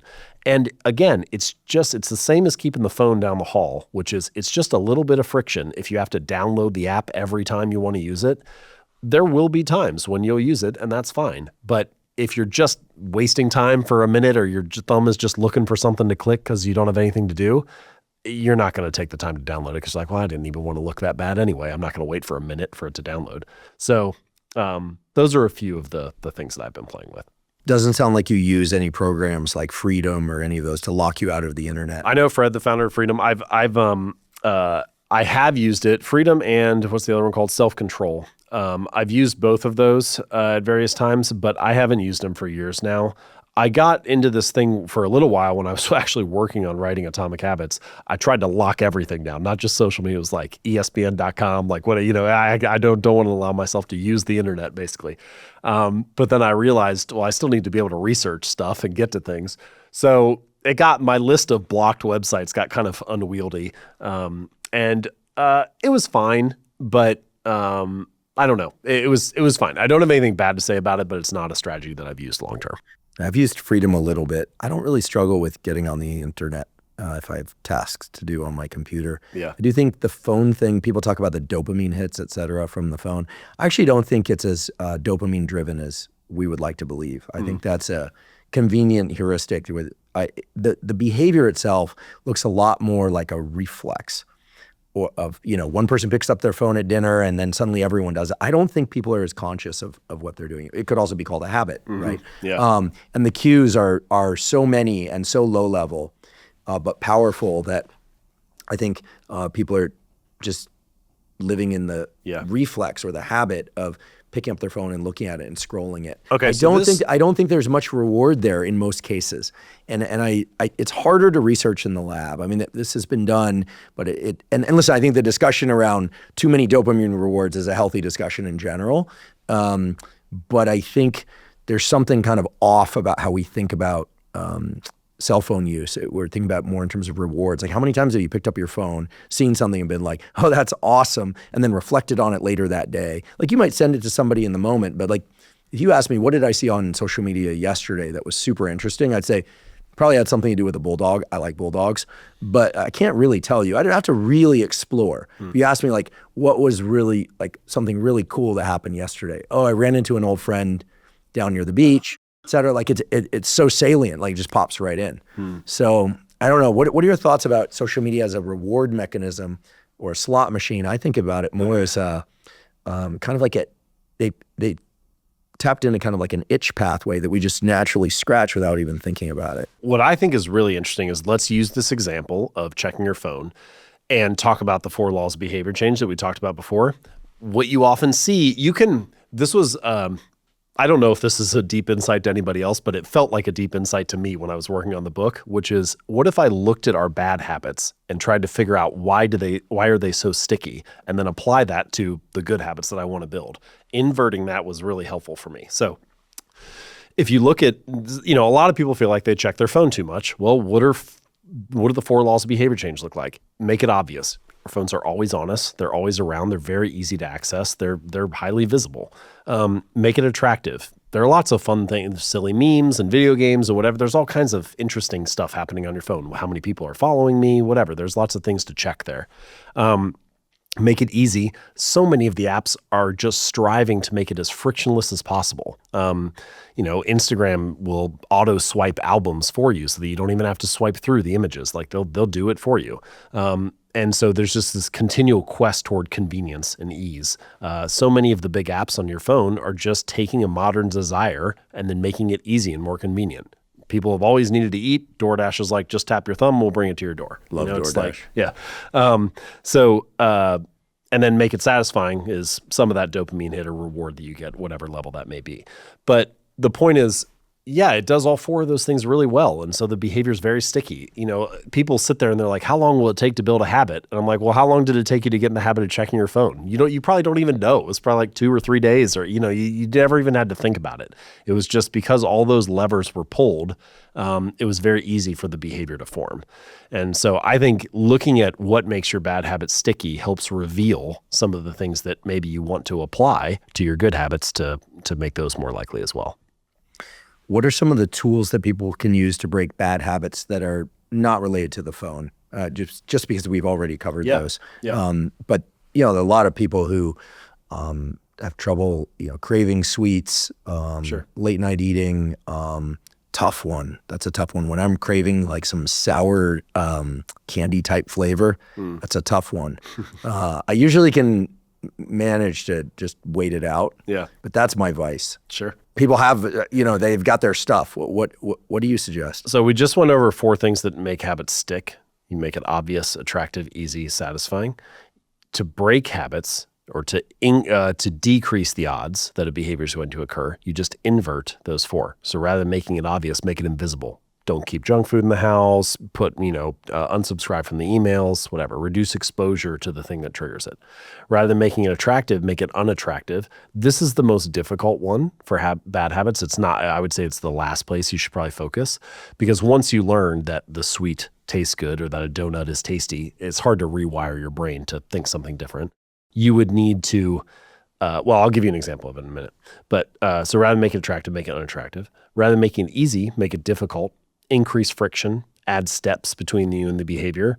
I've heard from people who take the sweets and they put them on the highest shelf in the garage. So then they have to walk all the way out there and climb up to get them. You still know they're there. You can still get it, but you're just trying to find ways to increase friction.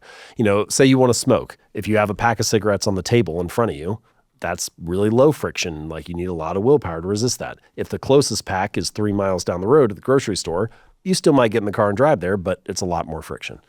And then rather than making it satisfying, make it unsatisfying. Usually that's about having some kind of immediate consequence to the reward. You can manufacture this in some ways. Maybe you start like an agreement, I was just texting with my friend Brian the other day, and he wanted to get in shape. He really felt like he wanted to lose these last 10 pounds. And so he hired a trainer, and then he wrote up a contract between his trainer, and his wife. And if he did not hit his weight check-ins for the next 3 months, then there was some reward for his wife. She got like $1,000 to go shopping or something like that. I don't remember what it was, but something. And then if he did hit it, then he got like $1,000 to go to the football game or whatever. And the point is just that there's now some kind of immediate cost to the action that previously did not have it. So it's just an inversion of the 4 laws. And again, for both of these, building good habits and breaking bad ones, you don't need all 4 of these things at the same time. But the more that you have these levers working for you, the more likely it is that you're going to get the outcome that you want. To go back to the point that I had earlier about making things unattractive is difficult. The only way that I have really seen it is if somebody kind of gradually changes their identity. Sometimes it can be rapid, like let's say you read let's say that every morning you go down and you make some toast and jam for breakfast. And then you read a book that convinces you that carbs are the devil and grains are terrible. And you're like, oh, I don't want that at all. Now I'm not going to eat toast for breakfast anymore. So now you've flipped this switch in your mind. You see the loaf of bread, and instead of thinking breakfast, you think, oh, that's something I don't want. That's one example of how it could be made unattractive. Sometimes you see that happening. I'm not advocating against grains, by the way. But It's rare, right? The other ways it tends to be more gradual, like you show up and you keep reinforcing a certain identity, and then 2 or 3 or 4 years later, you're like, you know what, this has become an important part of my life. That thing that I used to do, I probably don't need that anymore. And you can kind of, let it go. It doesn't carry the same weight that it used to carry before in your mind. But that's slow. So I don't recommend focusing on it because it's either hard or it's slow. Whereas the other changes like reducing exposure to the cue or increasing the amount of friction or distance between you and the habit, those are much quicker. Social constraints can play a big role, I think. Years ago, I read something that many people, I don't know if this is true, but this article claimed that many people who are obese, like meet the clinical definition of obese, self-reported that they didn't want to exercise because they felt it made them feel selfish. I thought that was interesting. Now, I'm sure some people hear that and they go, oh, they're making excuses. But it was interesting. Let's assume that they were telling the truth, as I think they were.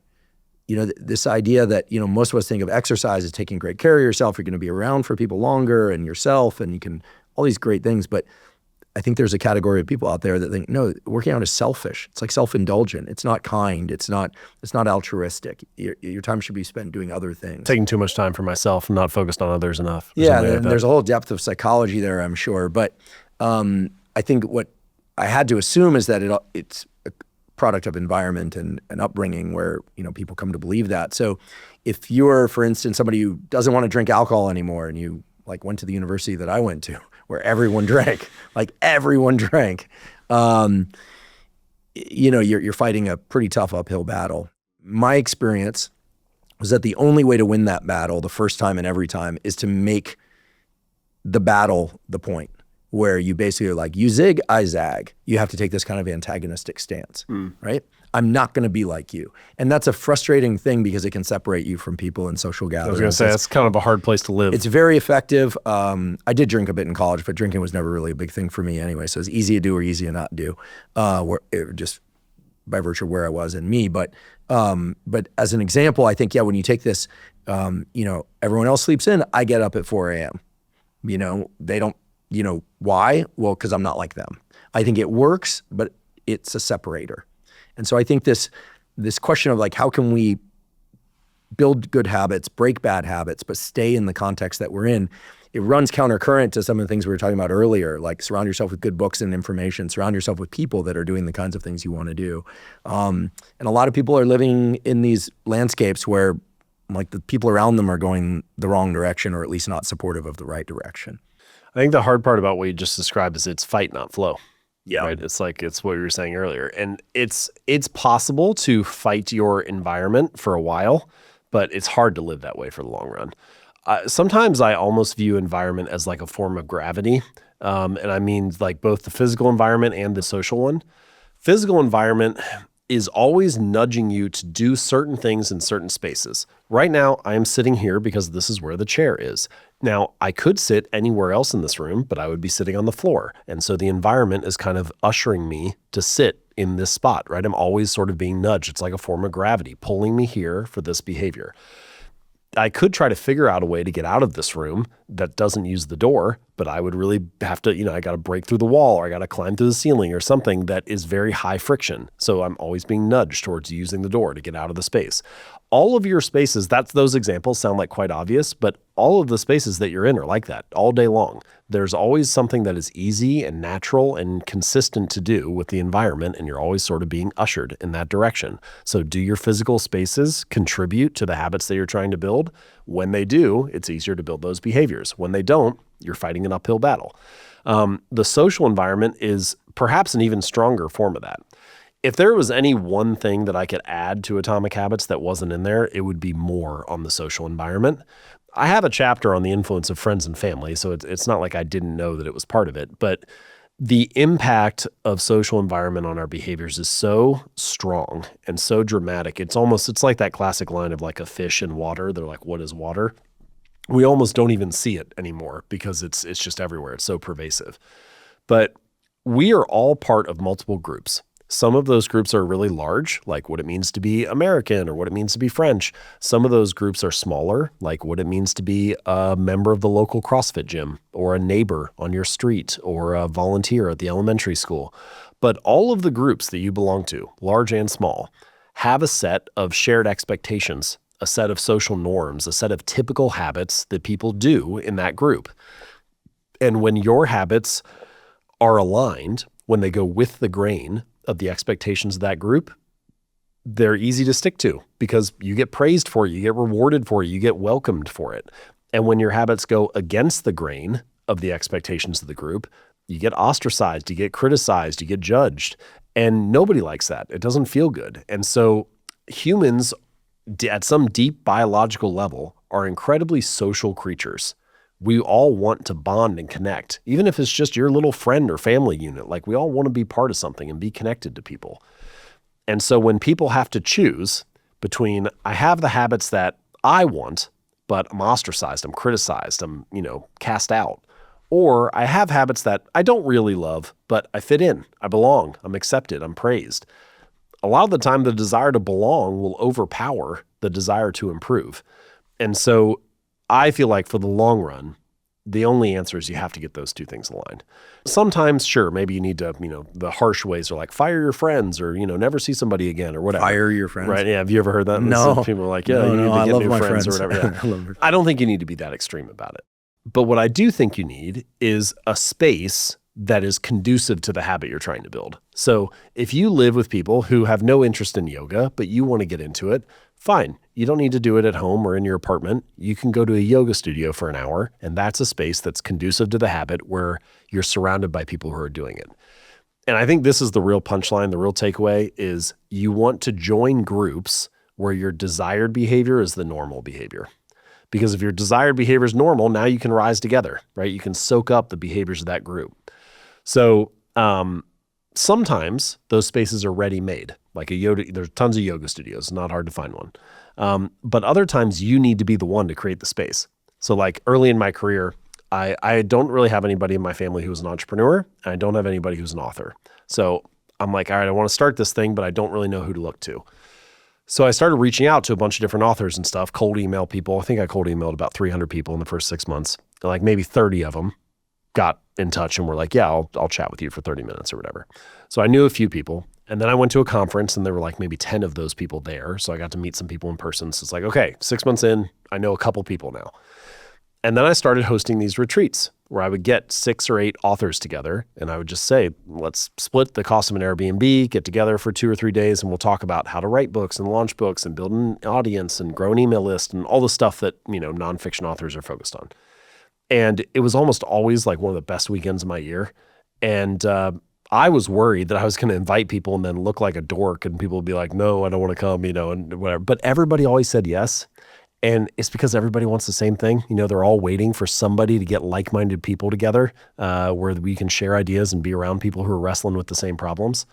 So that was not a space that was ready-made, but it really helped a lot of my writing and business habits, if we want to call them that. It helped my growth in that area. And it's just about joining groups or creating groups where your desired behavior is normal. I love the notion of creating groups if they're not available to you. I can say, having had to go against the grain of my environment many times, that if the habit or the thing that you're doing alone is a positive one, like exercise or something like that, chances are people are going to be seeking you out at some point in the future, asking how you achieved that thing.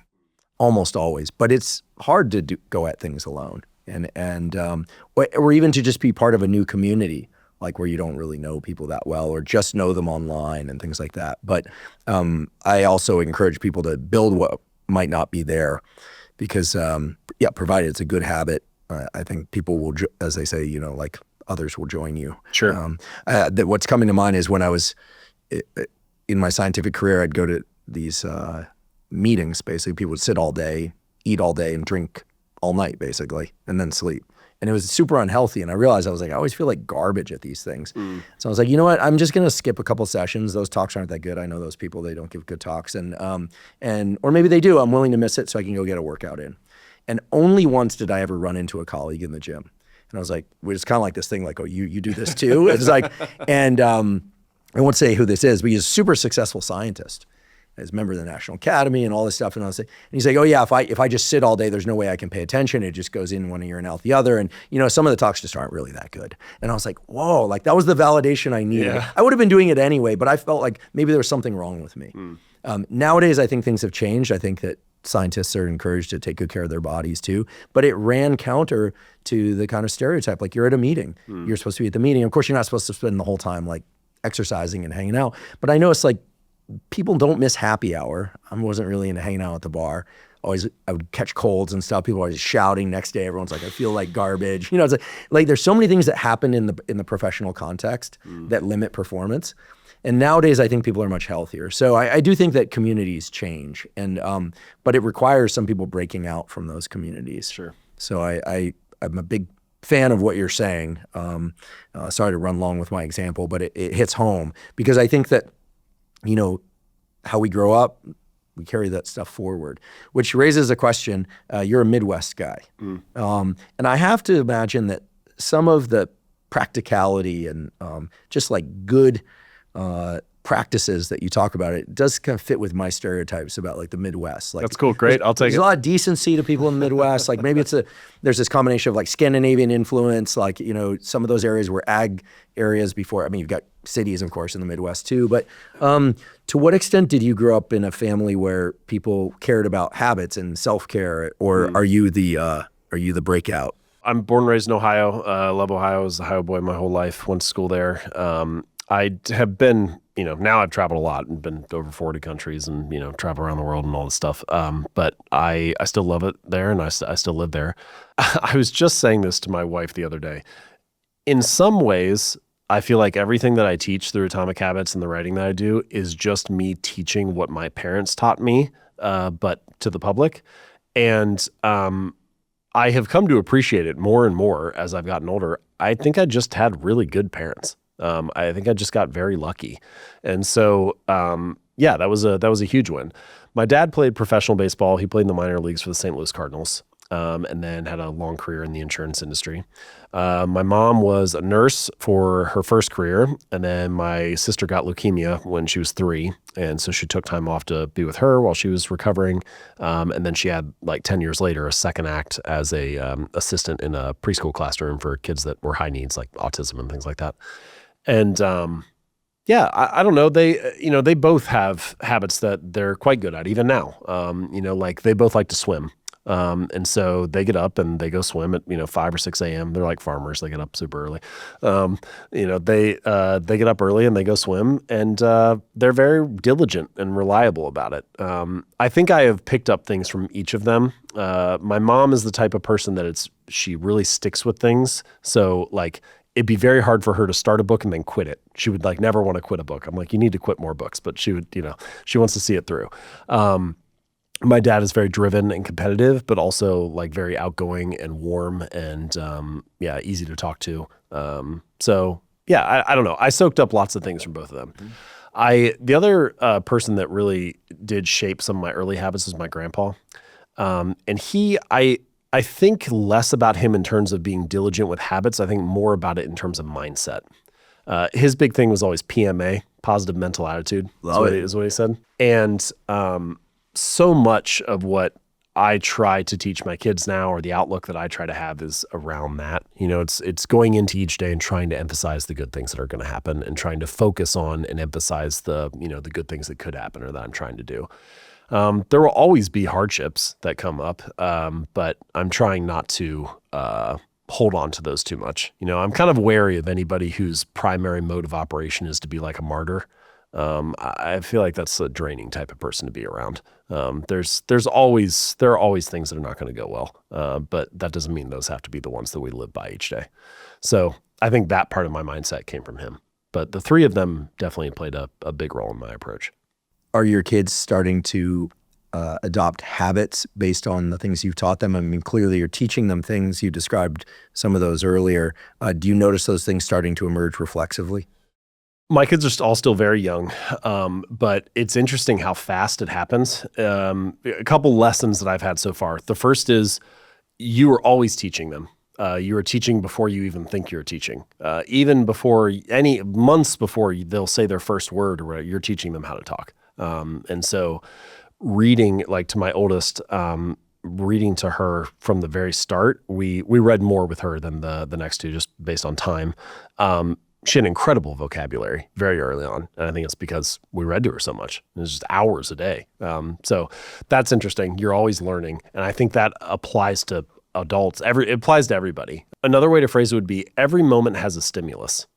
And that stimulus is always shaping you. So mentally, it's shaping you in terms of what you're receiving or to the inputs that you're taking in. Physically, there's also a stimulus. I got dinner with this guy one time who's like a movement specialist, and he spent the whole dinner sitting cross-legged in the chair in like perfect upright posture. And my takeaway after that dinner, I was talking to him about it because it's such a strange way to have dinner with somebody, is he was basically like, everything is a stimulus. And so I'm right now, you are not in the gym, but you are training your body how to sit and how to, what your posture looks like and how to respond to that stimulus. So he tries to live his whole day like that. It's almost like one ongoing workout session. I don't know that I could actually live that way, but I do think that it's a very interesting idea and it makes sense. All the things that your body's experiencing impact you, both physically and mentally. So that's one takeaway. And then the second takeaway for my kids and how habits are kind of, I'm learning in my personal life too, is so much of it is about putting them in good positions. And that is something that we all can learn from. If the conditions are right, then the habits form easily. And I think that in a lot of ways, one of the more important questions to ask is, am I creating the conditions for success? So I'll give you an example that I applied to my personal life. I've had a good exercise habit, a good workout and training program for the last 20 years or so. All the way through having our first kid, I did a really good job. I actually was in very good shape when our second was born. And then I had a year that was just tough. It was just, we had, little babies and it got harder. And then we decided to have a third. And I could just see that like, this was, my time is getting compressed. Atomic Habits is like runaway freight train. I'm trying to keep a hold of that. There's a lot of demands on time. And so I hired a trainer to start right around when our third was born. And the interesting thing about that is that I don't miss workouts anymore. I don't necessarily, the workouts are good. Like it's not anything about like quality or anything like that, but I don't miss. And it's just because he's showing up. Everybody in the house respects it. It's like, oh, this has to happen at this time. Somebody else is coming in. And so what I'm getting at is, on the surface, it looks like, oh, you're having a problem with working out. Let's try to diagnose, like, how can we fix the workout problem? That really wasn't the problem. The problem wasn't me doing the workout. The problem was I needed to create the conditions for a workout to happen. And so I needed to create the conditions for success. And by doing that, suddenly everything else fell into place. And I think if you took that idea seriously and tried to apply it to whatever was important in your life, okay, you want to write a book? How are you creating the optimal conditions for writing to happen? You want to meditate more? How are you creating the conditions for a meditation session to be seamless and easy? And the more that you can do that stuff, the much more likely the habits are to occur. That's awesome. Thank you for giving us a bit of what your family landscape looks like. The reason I ask is I think many people will look to their parents and their upbringing and will say, gosh, they had some pretty bad habits and probably some good ones too, hopefully. And if they don't have any recollection, it's an opportunity to build out that story starting now. Yep. I think about this a lot. And I'm realizing as you tell me this, that much of what I think about when I think about my parents from my childhood is the habits they had. My dad took a walk after dinner with my mom. My dad he would walk and think, and he's a scientist, and he was a theorist, so he could get work done just walking and thinking. We tease those. That's nice. Yeah, it must be nice, as they say, right? It's hard thinking, from what I understand.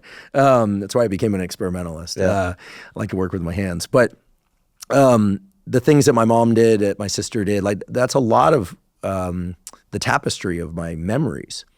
And I think that habits perhaps are playing a much bigger role in our lives than just these things that we're trying to like build or overcome or break. I think that they're a lot of the bedrock of what we call life, right? They form an enormous part of our lives. It's not just the habits themselves and the role that those play, which are critical, but it's also habits are the entry point or like the entrance ramp to so much of the conscious time or the other things that we do. Out of habit, you might pull your phone out and then the next 30 minutes are you doing things on your phone. That was all sparked by that initial reflex of pulling the phone out. And so in that way, habits are not only impacting our lives for the actual actions that they are, but also the actions that unfold as a natural consequence of doing those things. So they have a huge effect. The point that you made about looking at your parents' habits and inheriting maybe some of those and how those shape our lives. What are the odds that the first way that you learned to do something was the best way? It's very unlikely. One way, we've talked about multiple ways to define a habit, but another way to potentially define it is that habits, I think this comes from Jason Rea, who's a behavioral scientist, he said that habits are solutions to the recurring problems in our environment. So let's say you get done with a long day of work, and you come back, you're kind of exhausted. Well, that happens, frequently. And so it's a recurring problem that you face. How do you solve that problem? One person might solve it by going for a run for 30 minutes. Another person might solve it by playing video games for 30 minutes. Another person might solve it by smoking a cigarette. And you can see there's a spectrum of whether these are healthy and productive or less healthy and less productive, but they all are trying to solve that same core problem. And what you find is that, you get to be 20 or 25 or 28, and a lot of the solutions that you have to these recurring problems that you face are solutions that you inherited or that you saw modeled by your parents or your friends or just, whatever you have interfaced with throughout your short life so far. And the realization that we need to eventually have is that it is as soon as you realize that your solutions may not be the best solution, it's now your responsibility to try to figure out a different way to do it. And that, I think, is the moment when you start to take ownership over your habits and see, okay, it's fine. I don't need to berate myself for doing things this way. I learned what I was exposed to, but there is probably a better way to do it. So now let me start to wrestle with that and try to figure out what are some different solutions that would solve that same problem that I keep facing. And maybe there's a healthier or more productive or a more beneficial way to do it. Awesome. James Clear, thank you so much for coming here and teaching us more about habit formation, habit breaking, and also for being willing to explore some of the neuroscience-y spaces that I rolled out onto the table. I really appreciate it. I'm a huge fan of the book and of the work you're doing. Maybe just mention for us what you're most excited about now. Yeah. Because everyone, if they haven't already read Atomic Habits, they absolutely should and incorporate the tools. But what are you on to now? Sure. So I'm excited about a lot of things. Thank you again for the opportunity. It's fun to chat. So, if you're looking for more on all this, what else can I do to make habits easy or obvious and so on? Atomic Habits is, the full guide there. I also have an Atomic Habits workbook that we're coming out with. So it just helps you operationalize some of the things. I understand the ideas in the book. How do I apply it to my actual life? So, you can fill out the exercises there. And then there's, we have an Atomic Habits daily calendar. It sounds like a silly thing, but it's a page a day, and I've been using it on my own. It's not out yet. It'll be out soon. There's something very human about needing to be reminded. And so it's nice to have just a simple daily reminder. They're like little mindset mantras, little reminders about how to build habits, and just one each day. And there's something nice about having it there. So I'm actually excited about this daily calendar. I am too. I think a one-pager is really useful, a one-pager per day. I usually put out an 8.5 by 11 divided. Mm-hmm. I mean, I have my system. It's not important right now, but the 1 page per day thing is awesome. Is it a bound kind of workbook? So it's a little calendar that's spiral bound. And you just, you can flip one day to the next. I had this idea, I had this years ago. I thought, what if I could hire like a peak performance coach? And all they did was they just called me each morning at like 8 a.m. and just gave me one like mindset thing, but just like 5 minutes, and just like prime me for the day. And then I go into the day and I'm like in the right frame of mind. And so this calendar is my attempt to kind of do that, where it's like, all you need is just read this one page and then like go into your day. And so anyway, the Atomic Habits daily calendar. When can we expect that? It'll be out in a couple months. Yeah. Oh, great. Yeah. Okay. Well, read Atomic Habits if you haven't already, folks, and definitely check out the workbook. I'm going to get the calendar and the workbook. Those are two separate things? Calendar, they're two separate things. Yeah. I'm definitely going to do that. I'm not just saying that. And no, this wasn't all preloaded beforehand. I'm actually just I want to learn. I mean, I think I have decent habits, but it can always be better. Thank you so much for coming here and sharing all this knowledge. You gave us so many tools and a real framework to work with those tools. And I'm going to be thinking a lot about context and environment, and especially about that thoughts are downstream of inputs, and really thinking hard about the inputs and controlling the inputs better, because there's some great quality inputs out there and there's some less quality inputs. You are absolutely a high quality input. So thanks for being the high quality input. That's for everyone. Great.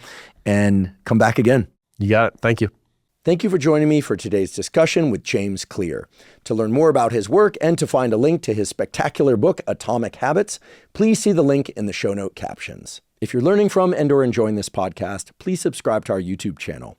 That's a terrific zero-cost way to support us. In addition, please follow the podcast by clicking the follow button on both Spotify and Apple. And on both Spotify and Apple, you can leave us up to a 5-star review. And you can now leave us comments at both Spotify and Apple. Please also check out the sponsors mentioned at the beginning and throughout today's episode. That's the best way to support this podcast.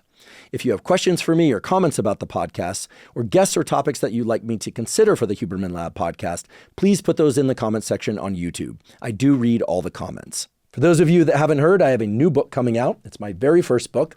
It's entitled Protocols, an Operating Manual for the Human Body. This is a book that I've been working on for more than 5 years, and that's based on more than 30 years of research and experience.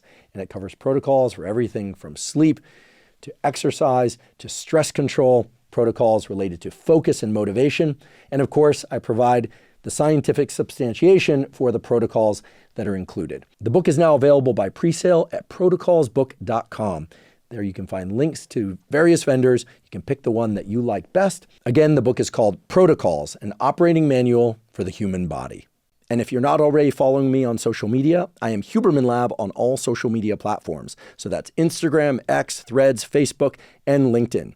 And on all those platforms, I discuss science and science-related tools, some of which overlaps with the content of the Huberman Lab podcast, but much of which is distinct from the information on the Huberman Lab podcast. Again, it's Huberman Lab on all social media platforms. And if you haven't already subscribed to our Neural Network newsletter, the Neural Network newsletter is a zero-cost monthly newsletter that includes podcast summaries as well as what we call protocols in the form of 1 to 3 page PDFs that cover everything from how to optimize your sleep, how to optimize dopamine, deliberate cold exposure. We have a foundational fitness protocol that covers cardiovascular training and resistance training. All of that is available completely zero cost. You simply go to hubermanlab.com, go to the menu tab in the top right corner, scroll down to newsletter, and enter your email. And I should emphasize that we do not share your email with anybody. Thank you once again for joining me for today's discussion with James Clear. And last, but certainly not least, thank you for your interest in science.